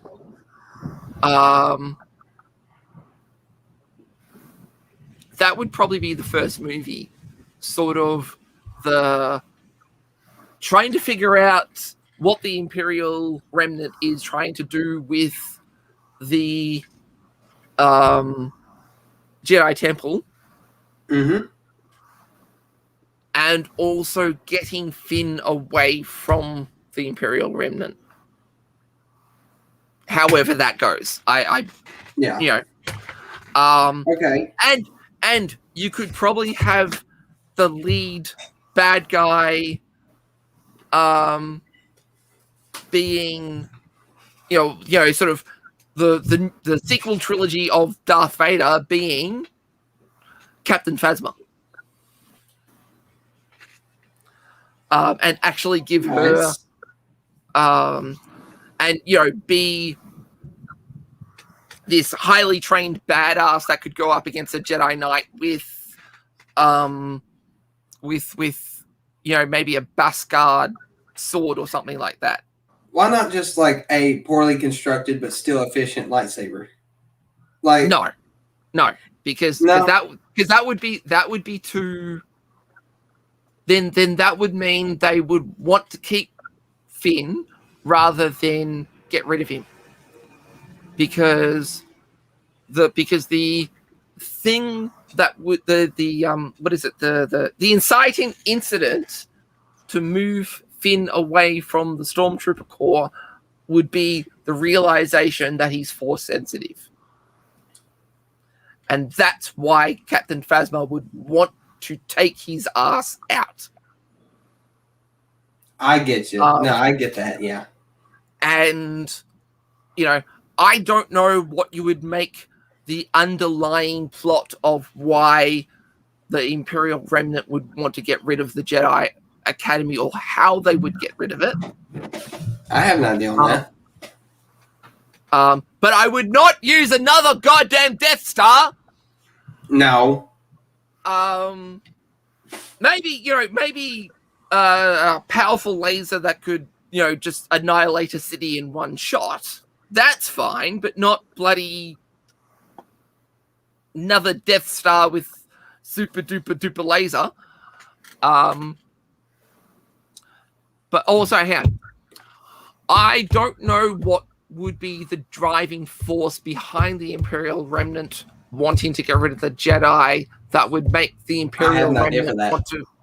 That would make the Imperial Remnant want to leave whatever safe little spot they've got to then start attacking the Republic. Well, but that would be something that would, come out in the second or third movie. Yeah. So, my idea for why they would want to get rid of the Force sensitives. Now this might not be like the greatest reason, but in a way, I feel like it could work. So you're saying that Phasma would be the main villain. What if she was actually Force sensitive and didn't want anybody else to have power that would challenge her? You know what I mean? I would not make Captain Phasma the main villain. Oh, I would make Captain Phasma the Darth Vader, the Darth Vader-esque I gotcha. character. The one that's going to, the one that's going to hunt down, and that is an option, Nuporiel. Maybe that's, but that's something that I would leave for the second and third movie. That wouldn't be in the first movie. I gotcha. And I also agree with that statement, by the way. I don't know. If... Actually, Nuporiel I think that's probably the best reason why you would want, and I'm not talking about the one that you brought up now. I would not have Snoke. No Snoke.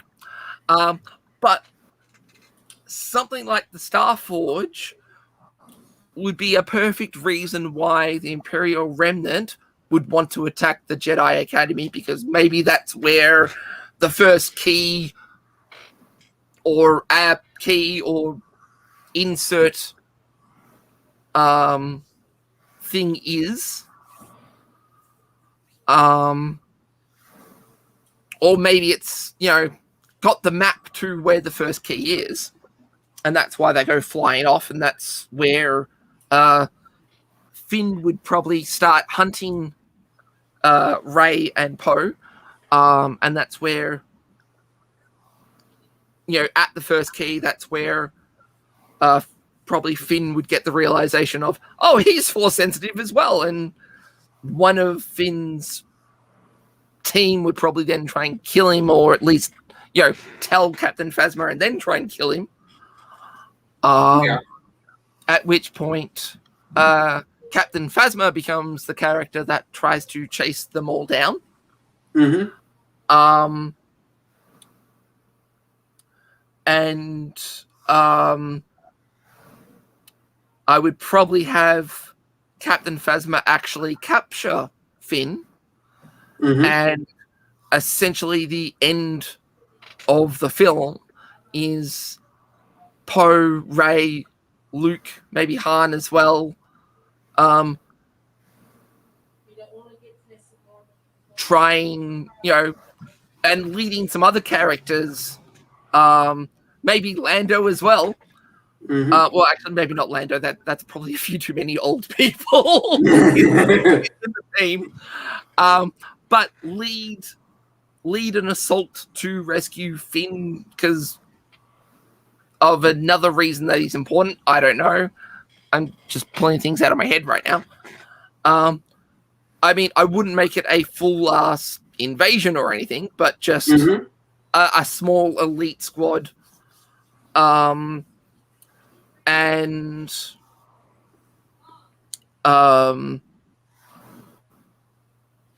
and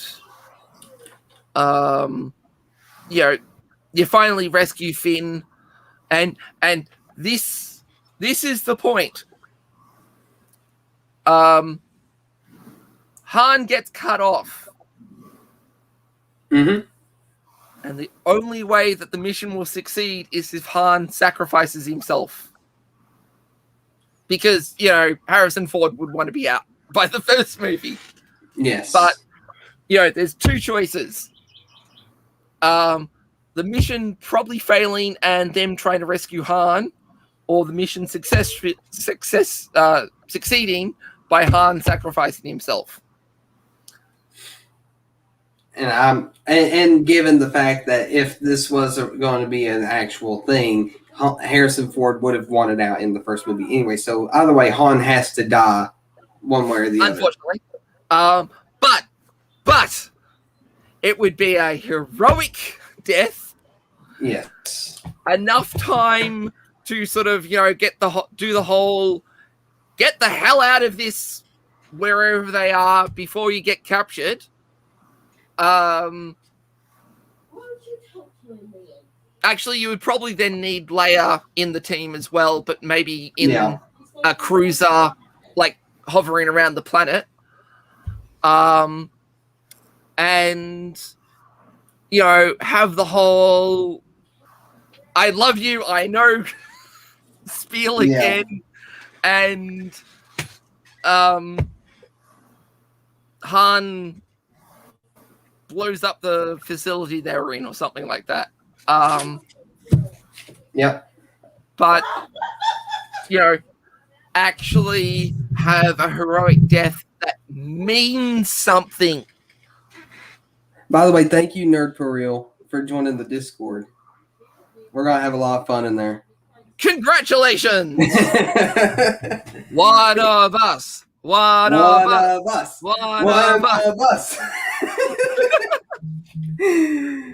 Oh, man.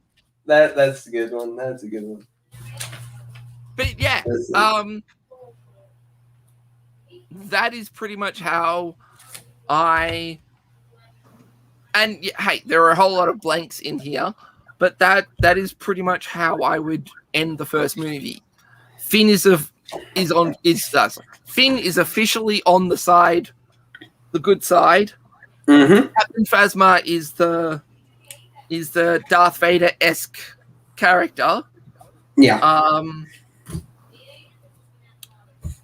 So what you're saying with Captain Phasma is that she's basically an evil version of the Mandalorian on the First Order side, which we can give them a different name.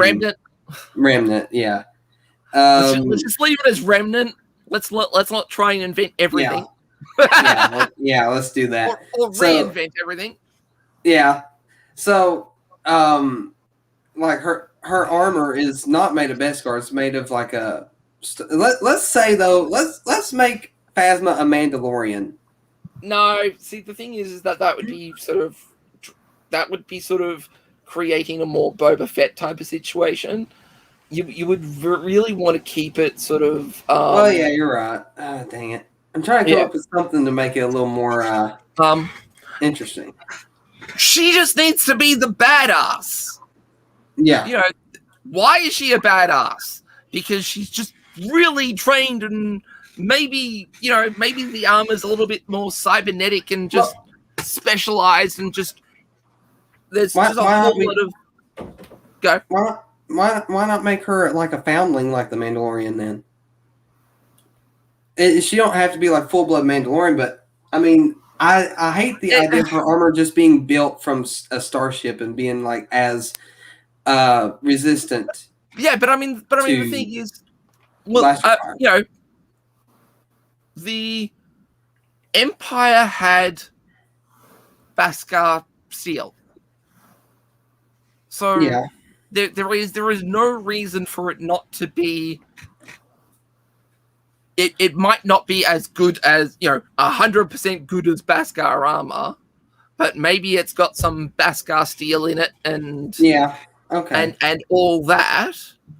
that really makes, you really have to be absolutely hammering her to kill her. And I mean, think about this one thing real quick. Finn whacks her helmet with the baton thing, but Rose shoots at her and it just bounces off. And her helmet is busted, and you see her eye after she gets whacked with the baton thing. How does that work? I don't feel like the strength of the armor is very consistent, because that's a significantly less impactful hit than a blaster bolt being fired at you. But the thing is that you're talking about kinetic versus energy. You can have electronic. Yeah. But I mean, it's a baton. Yeah. It's going to be. Sorry, the hit of a baton would be kinetic plus electrical energy. A phaser bolt is just pure energy. So if the armor is designed to disperse, that's true, photons or radiation or energy like that, of course the armor is going to bounce off. But the thing is that if you grab, and I mean that's what Stormtrooper armor was meant to do. It was meant to protect from energy bolts, not anything kinetic. Hence why, you probably should have just grabbed a machine gun and just went, brrr. Yeah. Armor piercing. And you've just wiped out battalions with one gun type. You sound more like a Wookiee, though. No, I'm not even going to try. Well, okay. But yeah, so the thing is that it just needs to be lightsaber resistant. It doesn't need to be lightsaber immune. Yeah. Well, neither is Beskar, though. I mean, it'll last a while, but it gets hot and it'll eventually fail. Yeah. And that's why you would make her a dual wielder, not a single sword user, because you can sort of switch the blades over. Instead of that weird long thin staff thing she has that she only uses once. But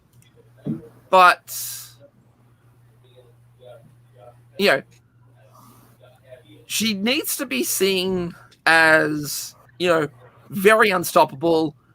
She doesn't need to be immune from being killed, or there wouldn't be that sort of will they, won't they type of situation. Yeah.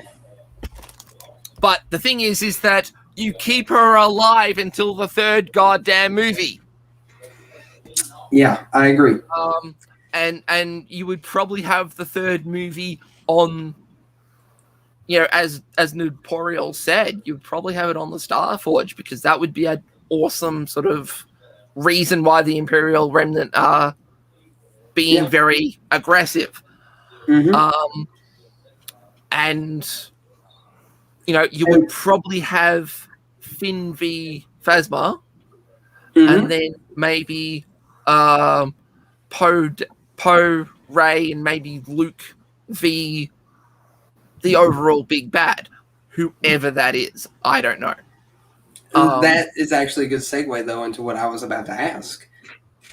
Who would be the big bad? I was thinking, in a way, now it might not work depending on what they do with him now, but I was thinking maybe Thrawn would have returned to create his own Imperial Remnant.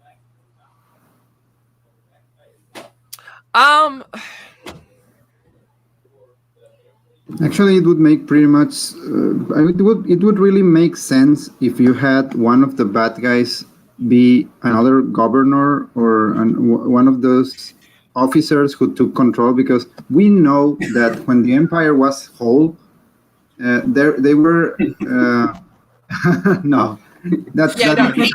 He is dead. I would not be having Palpatine. Running around, or Palpatine clone, or no Palpatine. No. But yeah, he blew up in the second Death Star.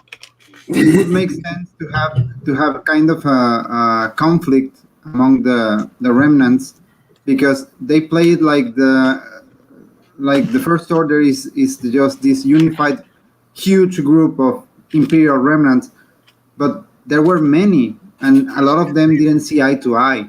So it would make sense for them to be kind of struggling over control, and one of them could have been the one behind the whole thing.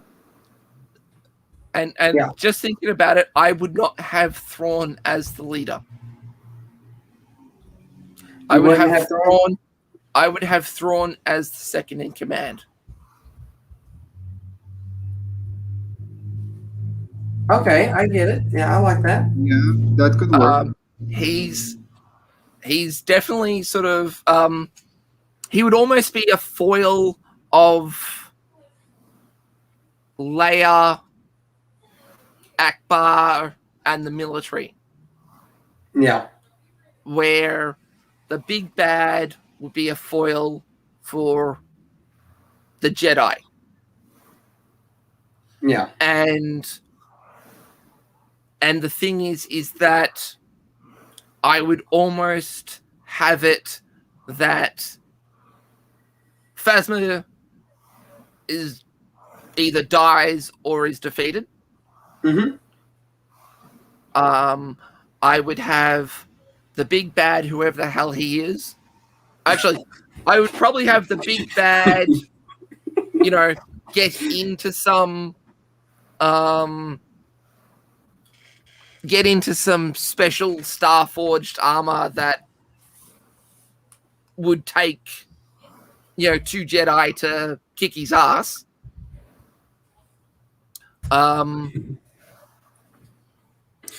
And I would have Phasma. I would actually probably have Phasma die, the big bad die, but Thrawn live. Mm-hmm. And then do like a spin-off series, because And I think Star Wars works better as a show now. Either A, join the Republic, take the Imperial Remnant and join the Republic, or become its own thing, but is no longer aggressive to the Republic. Basically, they find their own place to not exactly take over, but to inhabit and maybe rule in their own way, I guess. Well, you probably wouldn't be able to. The Imperial Remnant would have their own worlds. You could not have the Imperial Remnant without their own worlds. But you would definitely have them either A, join the Republic, or B, ally with the Republic. Because you probably wouldn't be able to deconstruct everything behind the Imperial Remnant overnight. Well, in my opinion, I feel like Thrawn would not go that direction. Honestly, I feel like he would continue on with the Remnant and try to regrow it, and that would open up like its own like series. And that would, in a way, that would be like Rangers of the New Republic type of deal. If you think so, the thing is that you would then ally, but you would no longer have them as the enemy anymore, because it would just be too sort of, oh my god, here we go again. We're going to have another galactic civil war in 10 more years. Oh yeah, yeah.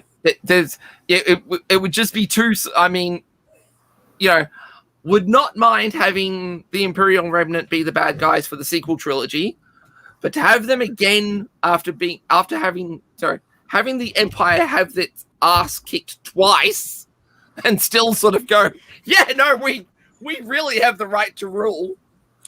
Well, I have an idea for that then. Like, yeah, they lose at the end of the sequel trilogy, but we can also keep the idea of the sequel series, but have it be like a one-off season type of deal. And at the end of that, Thrawn will realize that there is no longer any reason to continue on this fight. I mean, because But I mean that would be the end of the sequel trilogy.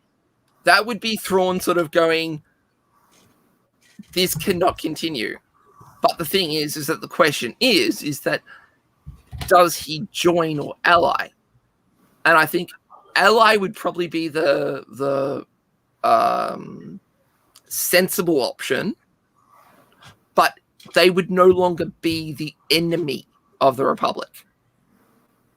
Yeah. Now, whether that means that they join the Republic or they just ally and just sort of go, yeah, we definitely can't join you, but we definitely can't be enemies anymore. This is just too dumb. Well, we've got our asses kicked twice while trying to, that would be a strategic dumb idea. Well, what I was meaning by the little one-off series, that would be like Kenobi, a 6-episode thing where it's short and it doesn't like start a new war. It's just exploring, like let's say Thrawn doesn't immediately want to stop the fight, and that's what the whole new series is about: is him coming to terms with this fight being over because he doesn't want to end it. But then, let's say whatever new character, and maybe even a Jedi-ish type character, it's sort of like Dale and Luke type of conversation, you know. So, and no, it could be Ezra. Think about it. Ezra could like be in the little spin-off show as like an older man and talking to him and trying to convince him that, hey, this is not worth it anymore. And Thrawn finally realizes, oh, okay, this ain't worth it. I guess we'll either go our separate ways or I'll ally, however you want to end it that way, you know?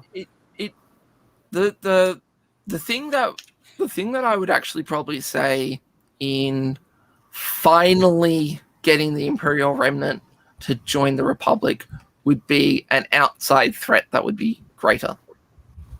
So you would probably follow the Yuzong Fong. Did I pronounce that correctly? I think so. Storyline. Yeah. Maybe not use them, but you would have a threat that the Imperial Remnant and the Galactic Republic would definitely have to form into one. You could no longer have each other separate. But like I said, after the sequel trilogy, there is no longer any war between them. Because it would just be, you don't need to make them. You don't need to make them join the Republic, but you couldn't have them continue to be the antagonists because exactly. After you get your ass kicked twice, you sort of go, yeah, no, this is just not happening. But the thing is that they might not be able to find their place within the Republic. So then it would be better to sort of have them as just allies. Well, when it comes to that, I always come back to, and I think I've said this like 3 times throughout the time I've been on YouTube, but every time I think of a villain that just turns good, I think of Sasuke from Naruto, where he feels like he has to, what's the word for it? Basically, make up, and not exactly accept any goodwill, but more like take it or sort of punish himself as a way of, making things right. That's what I'm trying to say. Yeah. So, but I mean, the thing is that this wouldn't be a case of Thrawn just going, "Hey, you might want to check that last comment." Yeah, I did. I seen it because that sounds important. I got it. But I mean, the thing is that this doesn't need to be a punishment for Thrawn or punishment for the Remnant. It's just realizing that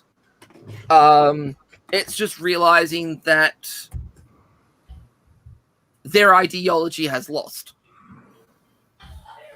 and you've got to find a new way of you've got to find a new idea. Forget the 4 in there. That was an accident. Just the general chat. That'll work. Yeah. And you've got to.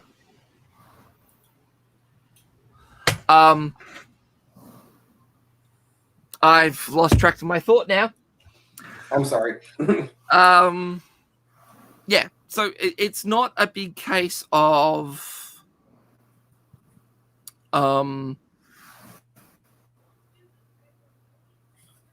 Admiral Thrawn is having to ally because he's got to make up for the evil he's done or anything like that. It's just sort of a case of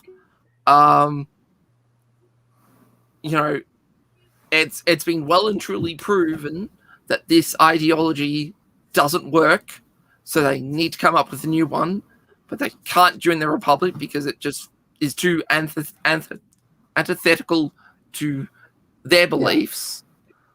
But they do need to find a new way where they can coexist. Yeah. And I'm gonna watch it as soon as the stream is over, by the way. And they won't really fully completely join forces until there's a third party that is a lot more dangerous and can really screw stuff up. Yeah. What that would be, someone can then come up with an idea for that. I don't know. I'm just focusing on the three sequel trilogies here. Yeah. But I probably wouldn't make the foil to the Jedi another Force user, because at that point you might as well just have like another bloody Palpatine clone or something like that, which would just I thought about it wouldn't. Okay, it might sound like a dumb idea, and maybe it could be better if I thought about it a lot more. But I still would want to incorporate the Knights of Ren, and what I'm thinking is the main villain should be the leader of the Knights of Ren. It don't even have to be Kylo Ren, but I sort of like the name the Knights of Ren, so maybe it's a new faction of dark side users that want to call themselves the Ren or the Knights of Ren or something like that. Or their leader being Kylo Ren. That's still applicable. But Kylo Ren isn't Ben Solo. That's just the name Kylo Ren. Yeah, just call him Kylo Ren. You could make that a title. Maybe. What? Like make that a title, like the leader of the Knights of Ren is called Kylo Ren, but it's not his name. Well, yeah, that's true. That could be a new how the Sith have Darth. Yeah, at that point you might as well just call him Darth Ren. Or you can do that too. But I was sort of thinking that the Knights of Ren were separate from the Sith, but still follow the dark side in a different way. Because all we've seen is this rule of 2 stuff, and that was formed by, I think, Darth Bane.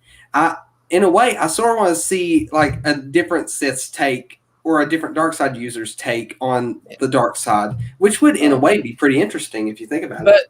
But yeah, I definitely wouldn't make them Sith. Mm-hmm. And actually, I probably wouldn't make. I would probably sort of make them Force users in the exact same way that the witches are.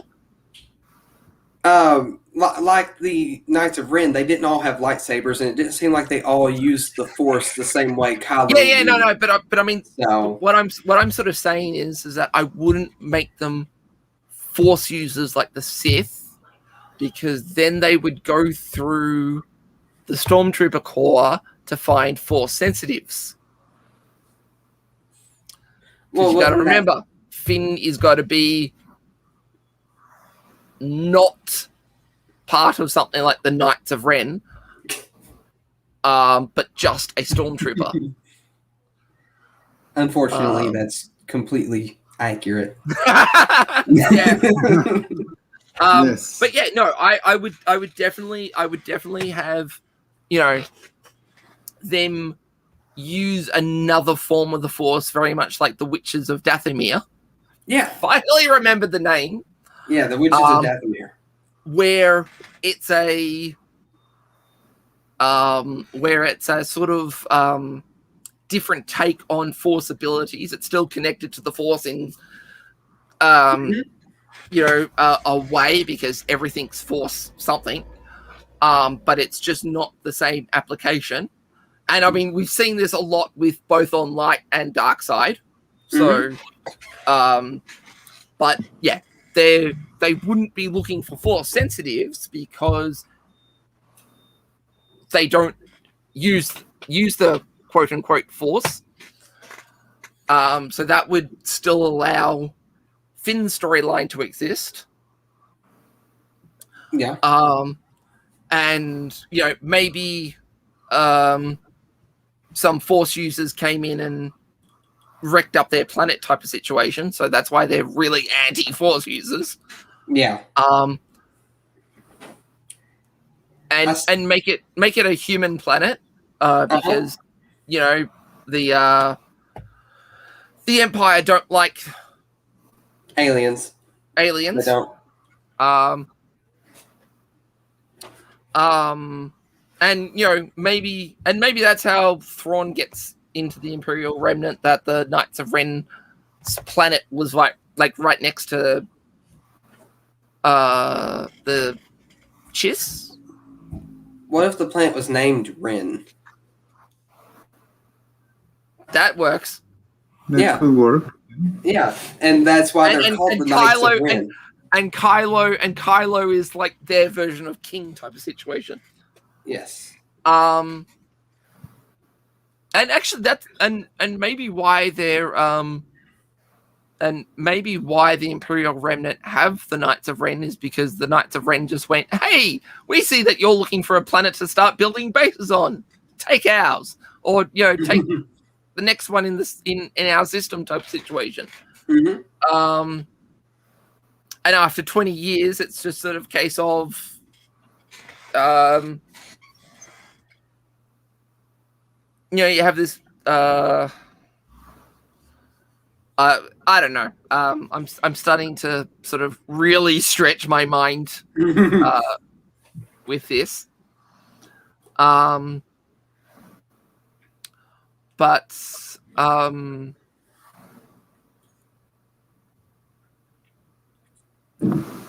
yeah, There's another point. I guess there's another point that we haven't really discussed in making another version of the trilogy. Whose story do you want to tell, or what kind of story do you want to tell? Because I never really understood what the whole point of the trilogy was about. I mean, we saw things happening to characters, but since we know there was no plan, they kind of ended up being all about Rey and the fate of the Jedi and stuff, but it didn't start that way. It started like a whole mess of plots that never went anywhere. So I guess trying to create something new with what we already have, the first question would be, okay, whose story do we want to tell and how? Leading where? I would actually probably say this is Finn's story. Mm-hmm. I would rather it be that way. I would, even though you probably don't get to meet Finn until halfway through the movie, I would make Finn the basis of the hero's journey in this one. I agree. Yeah. And I think we should change the beginning a little bit. We should start off with Luke at the Jedi Temple for sure. No. But I mean, the thing is that you've got to create the baseline, and that's why you would start with Poe. That's why you would start with Poe in the Republic. Oh, well, yeah, that's true. Because the thing is that, you know, they've got the intelligence that go, the Imperial Remnant has started, you know, after being quiet for 5 years, their boundaries have started expanding again, and it looks like they're trying to go to the Jedi Academy. Quick, Poe, go and tell Luke. Poe goes flying over, and well, I think what would happen in that scene is that the New Republic would find out about this plan, and that's when they're. And it might sound like I'm trying to copy what you just said, but trust me, I'm going somewhere. So they tell Poe, like you said, to go tell Luke, and right as you see Poe walk out the door, it cuts to Luke training his Jedi Padawans or whatever at the academy, and it starts to show a little bit of that. Well, no. See, I mean, the thing is that you can do that with Poe being there. See, I wouldn't cut immediately to Luke. I would have Poe get into his ship, fly over, and go into light speed or whatever, and then do it. Yeah, fly over in his X-wing, or with his squadron. Fly over, and I think the first person that he meets is Luke Skywalker. And he, listens to what's going on, and the first person Luke calls is Rey. Jedi Knight Rey. And I mean, the thing is that at that, well, actually, you wouldn't call Rey over. You would actually have Luke take Poe through the Jedi Temple, showing, the training and what's going on and what's life like type of situation. You wouldn't. And Rey might be training people. And Rey would be. You would have Rey training people. Yeah, exactly. And that's how they end up meeting. Yeah, exactly. Okay. I like that. And hell, you might even be able to have Master Ben Skywalker. Yeah. Also there, to take Rey and Poe through the Jedi Temple to find the map to the key to the Starforge. But the thing is that you would definitely have Rey and Poe being the core, while Ben and Luke would probably be supporting. If you wanted to keep it away, if you would want to keep it away. See, no, actually, this is actually, I just realized there would definitely be one change. There would be definitely one change I would make. Okay.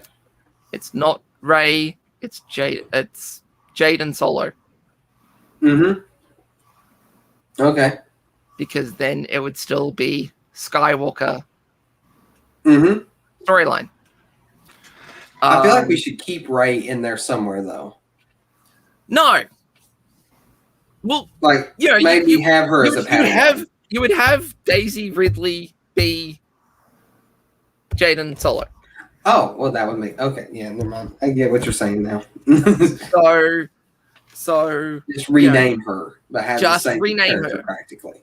I got you. Have the same character, but because then it is still a Skywalker story. And I feel like that's what the main saga should be anyway. Yeah. But the thing is that Finn is the character arc. Yeah. But the question there would be, if you make Finn the main character, how on earth would you sell that to China? Well, that's the thing about it. Do you think I give a flying crap about China? No, but Lucasfilm does. Well, luckily for them, we're not them. Hey, you just advertise it in the way that that this is, a Jaden Solo story, and that's the way you put the trailer. But the thing is that the character arc that you will mainly see is that of Finn's. Oh, so you're pulling another bait and switch. Got you. Yeah, pretty much. No, but I mean, the thing is that the story is based around the entire 3, but the character arc is based around Finn. You just don't put Finn in the poster. No, you have Finn in the poster, but if you really needed to bloody minimize Finn because of goddamn bloody China, well then that's the way you would do it. Even though I'm of the opinion of the CCP can go jump into a volcano.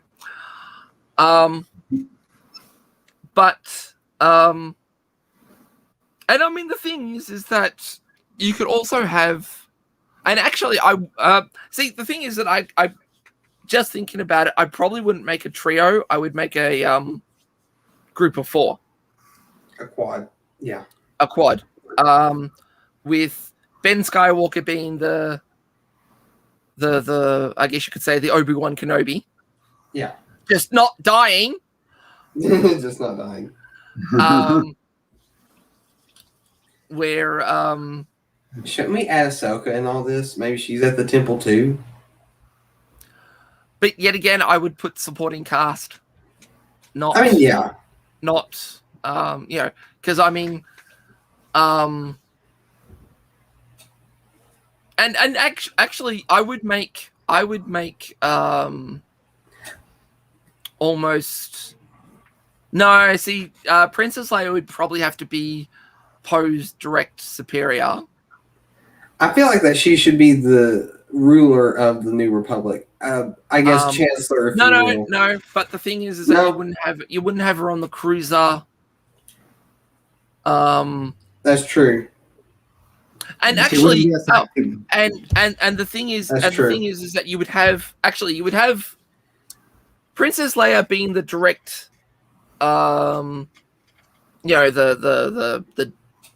big general, and you probably have Han Solo in charge of the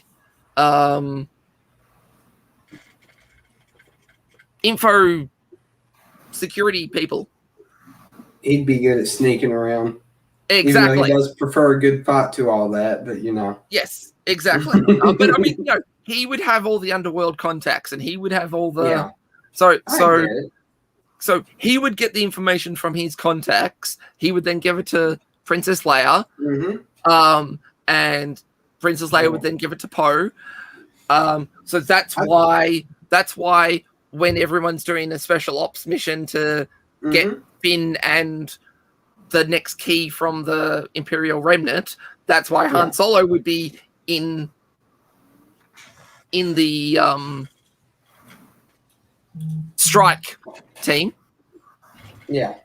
And General Leia would be on the cruiser or Admiral or, whatever would put her in charge of the cruiser that they flew from.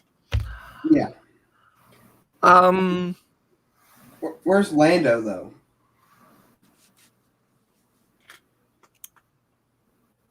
Oh, you would have Lando as the Admiral and Akbar and all them. Yeah, I got you. Yeah. And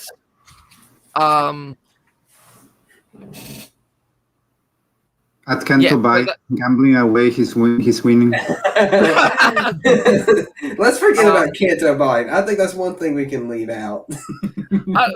Well, see, then you have to cut one movie short. I don't know whether Lando would be in the first movie. Not because I wouldn't want him there, but the question is that where would he be?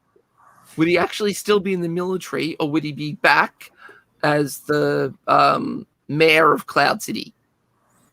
Honestly, I would rather him be in the military, but not show up in the first movie. I mean, I was disappointed, don't get me wrong, when they didn't show him in The Force Awakens because I really wanted to see Lando.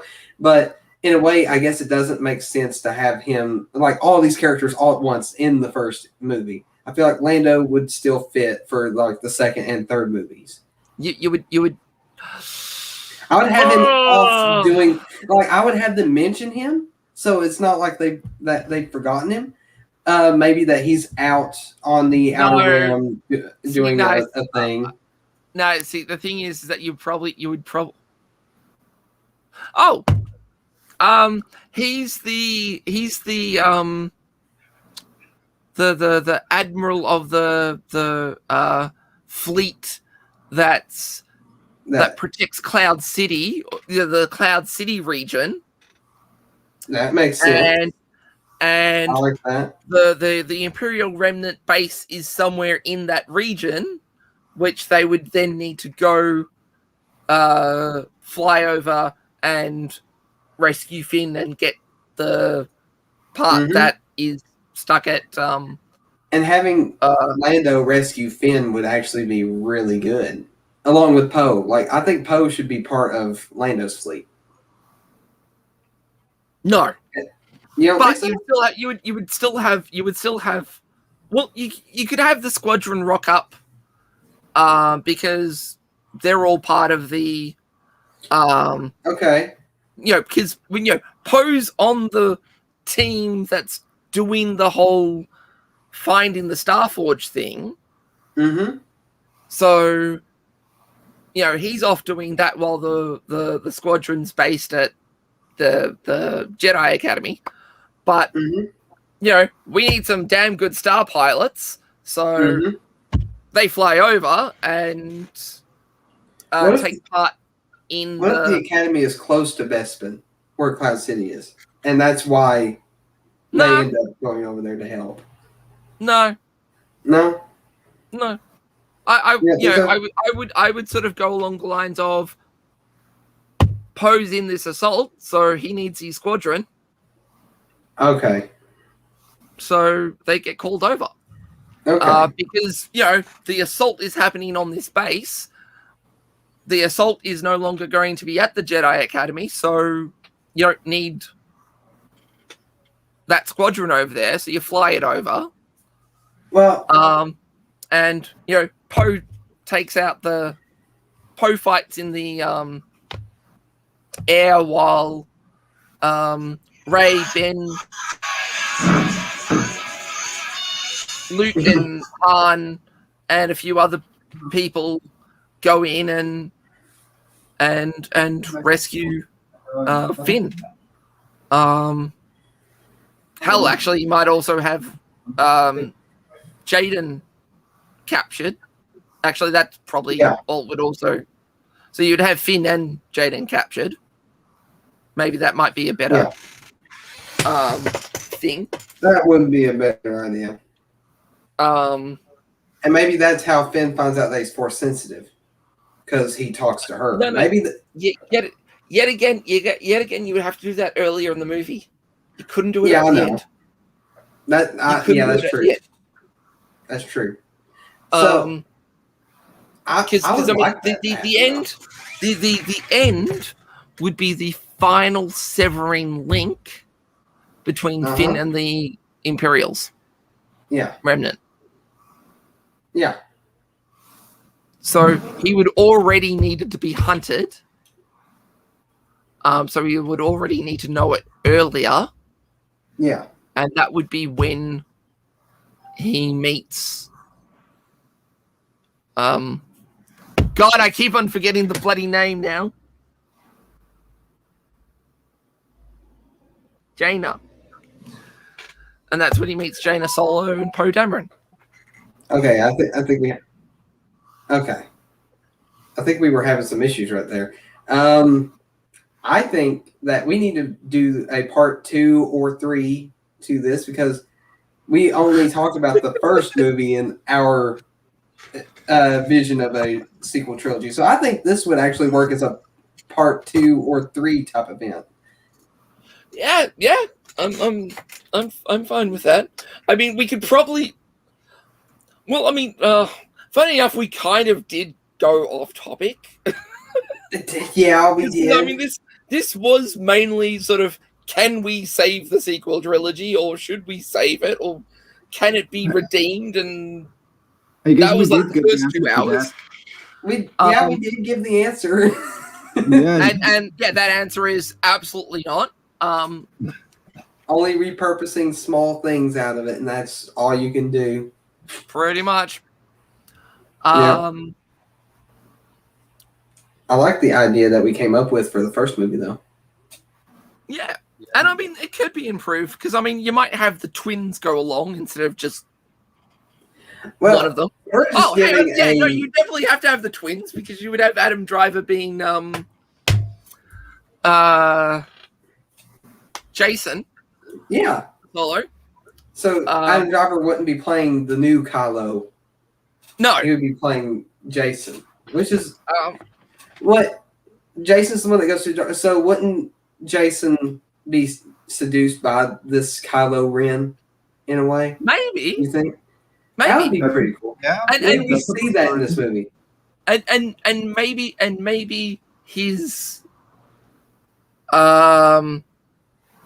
and I thought I would definitely not turn him in the movies. Not in the movies. Not in the movies. Why is Encouraged?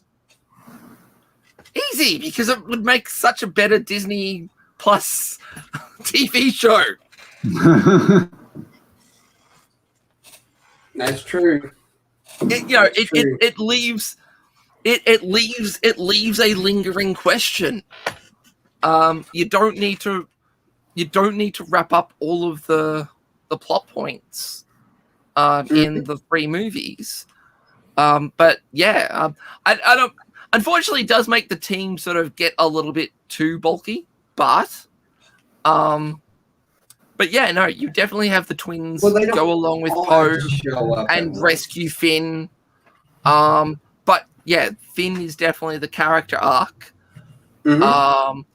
And you could almost say that the 3rd movie would be the beginning of the character arc for Jason. And it was Jason, right? Yeah, Jason. Jason, cool. Yeah. Okay, cool. Making sure. This is the problem when you don't read a book for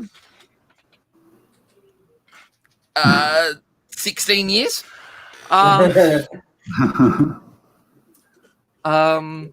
Well, I think that we should probably end this here before we go on any further. Otherwise, we'll never end this because this is a discussion that never ends. It goes on and on. Yeah, it's one of those types of discussions. I'd say we'll make a part 2 to this, and maybe even a part 3, depending on how long we take to get to the 3rd movie and the second part. But Shade. Yes, We found the positivity in the stream.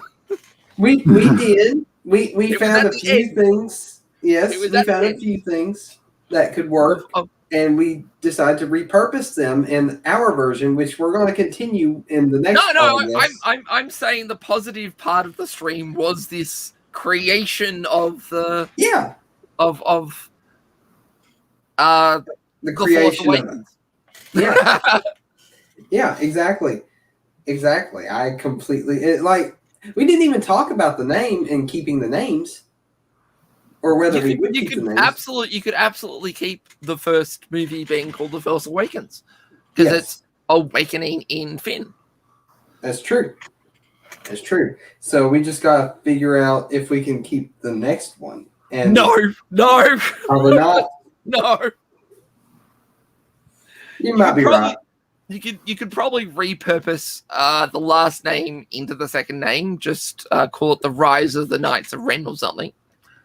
Or Yeah. The Rise of Ren. The Rise of Ren. Ooh, I like that. But We better probably end this before we go on. come next stream when we discuss the movie The Rise of Ren. The Rise of Ren. That's a good one. I like that. I gotta figure out when we're gonna do the next part. I don't want to exactly stop Star Wars topics. I don't want to do it next in the next stream. And I don't want The thing is that how many weeks until the the Bad Batch finishes? I think it finishes on the 13th. Do it after the 13th. You think so? Yeah. Okay. All right. That we'll end Star Wars topics for a short period just to get this out of the way, and then we'll go back to Star Wars topics afterward. Okay. Well, what we can do is just 1 week this, 1 week topics, 1 week this, 1 week topics. Okay, that's a good idea too. That's a good idea. And if we think of more topics for a certain point of view, yeah, that's a good idea. But I have one question. Did you say more?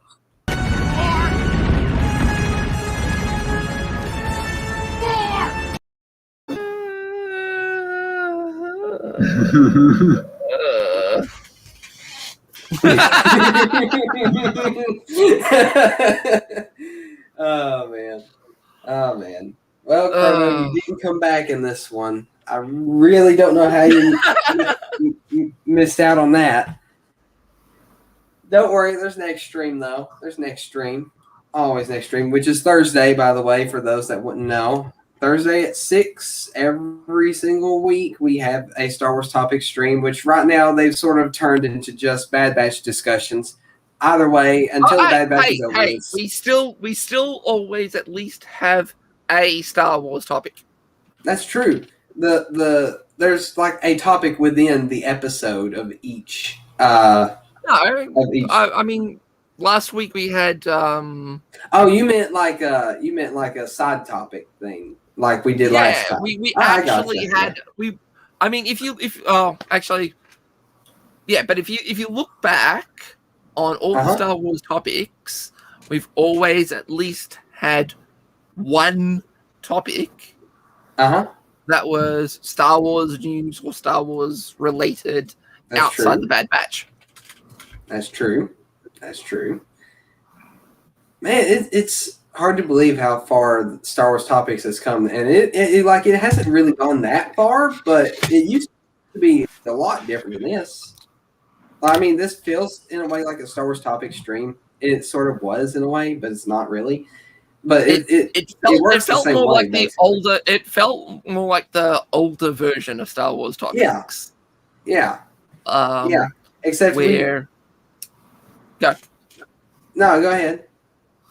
Where Star Wars topics has kind of become sort of Bad Batch review plus Star Wars news.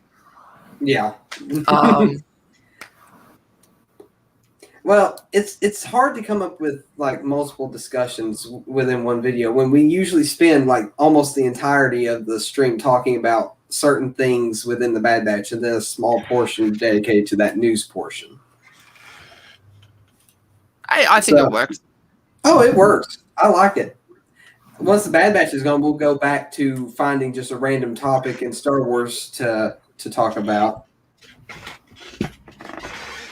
Yes, I do like the Bad Batch.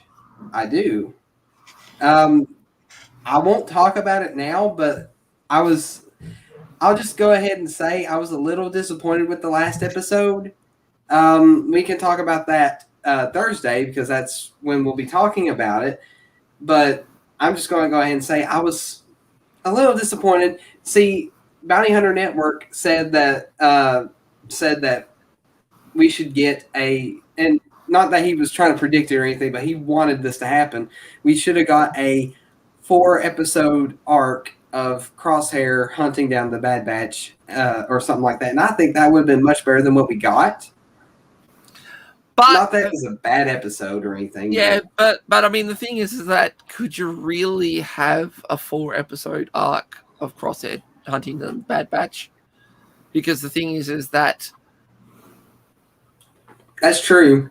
That's true. It would really sort of make Crosshair look bad. Mm-hmm.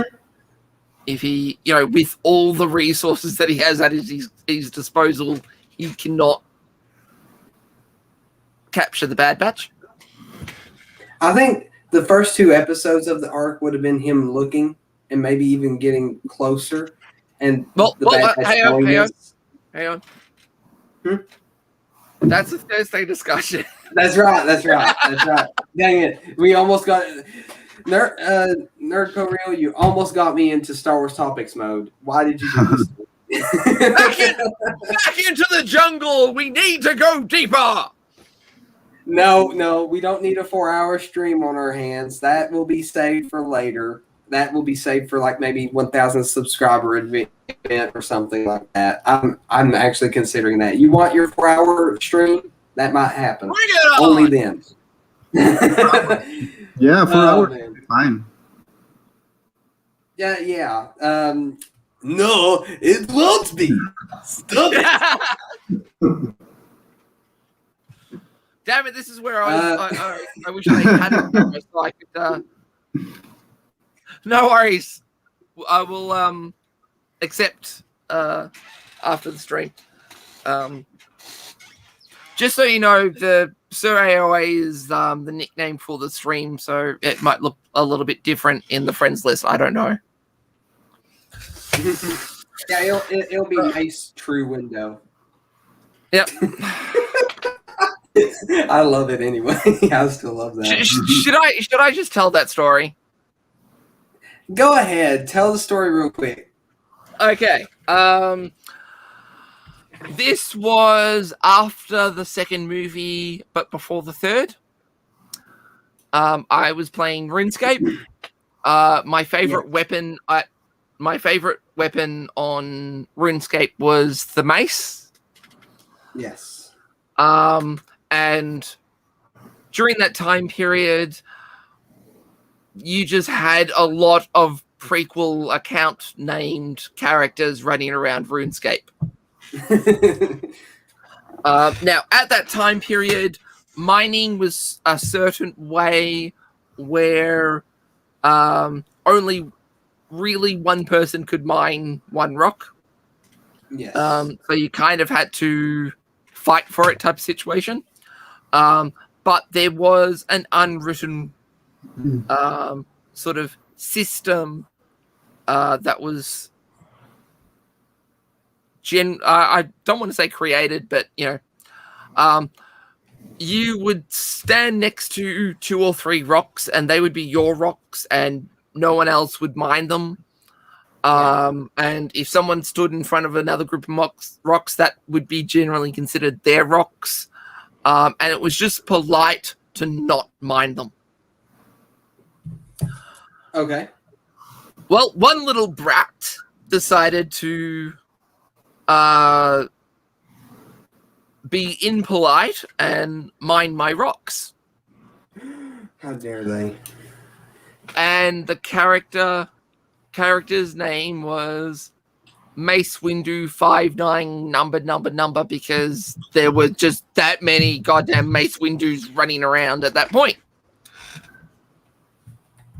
And I actually typed I told him to pretty much screw off or I'll throw a mace through your window.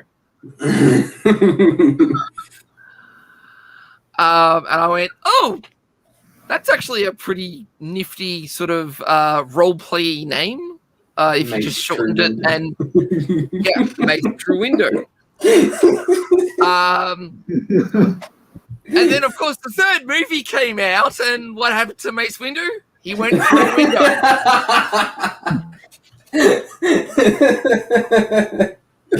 That was awesome.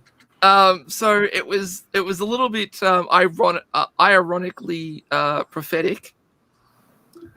Yes, I agree. And yeah, no, this was during a time period where I was not a fan of Star Wars. I was a fan of Star Wars, just not that Star Wars. Well, I mean, it did take some getting used to for some people, I'd say. No, it was actually more of a case of my youngest brother would not stop playing the goddamn movie. Oh, wow. He was a super fan. I gotcha. And yeah, after a while, you just got sick to death of it. But yeah. And that's the story how I got my gamer tag. Well, I like it. It's awesome. Yeah, it's cool. Well, with all that being said, that was a great story to end this on. It gave me a good laugh for sure. We're going to go ahead and try to end the stream. At Commander Tano would probably be feeling terrible right now if I had actually ended it right on the moment that I said I'd end it. So I'm glad we extended it out another like 10 minutes. Anyways, that's all that we got. We'll have like a part 2 and maybe a 3 depending on how the next one goes for this stream. So just stay tuned for that. We got a stream on Thursday. It's Star Wars Topics, the Bad Batch discussion at 6 o'clock if you want to join us there. We have a Discord link in the description below. Also, my Twitter's down there as well. You can follow me. I'm pretty active on both, as well, for the most part anyway. And I do videos most of the time on Monday and Tuesday. They usually come out pretty late during the day. It just depends on how things go throughout the week. I try to keep it within Monday and Tuesday. Anyways, that's all I got for this time. If you enjoyed it, please leave a like, leave a comment, maybe subscribe if we earned it. And also, you can follow, I forgot to say, you can follow Sir AOA and Chrono on Twitter. Go ahead and give your Twitter handles, guys. Chrono, you can start. You can follow me at ChronoCD. And Sir AOA? You can follow me at Sir_A_O_A.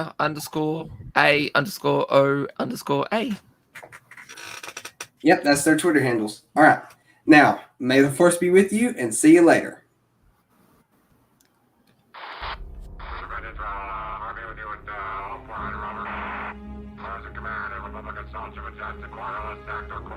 Sector.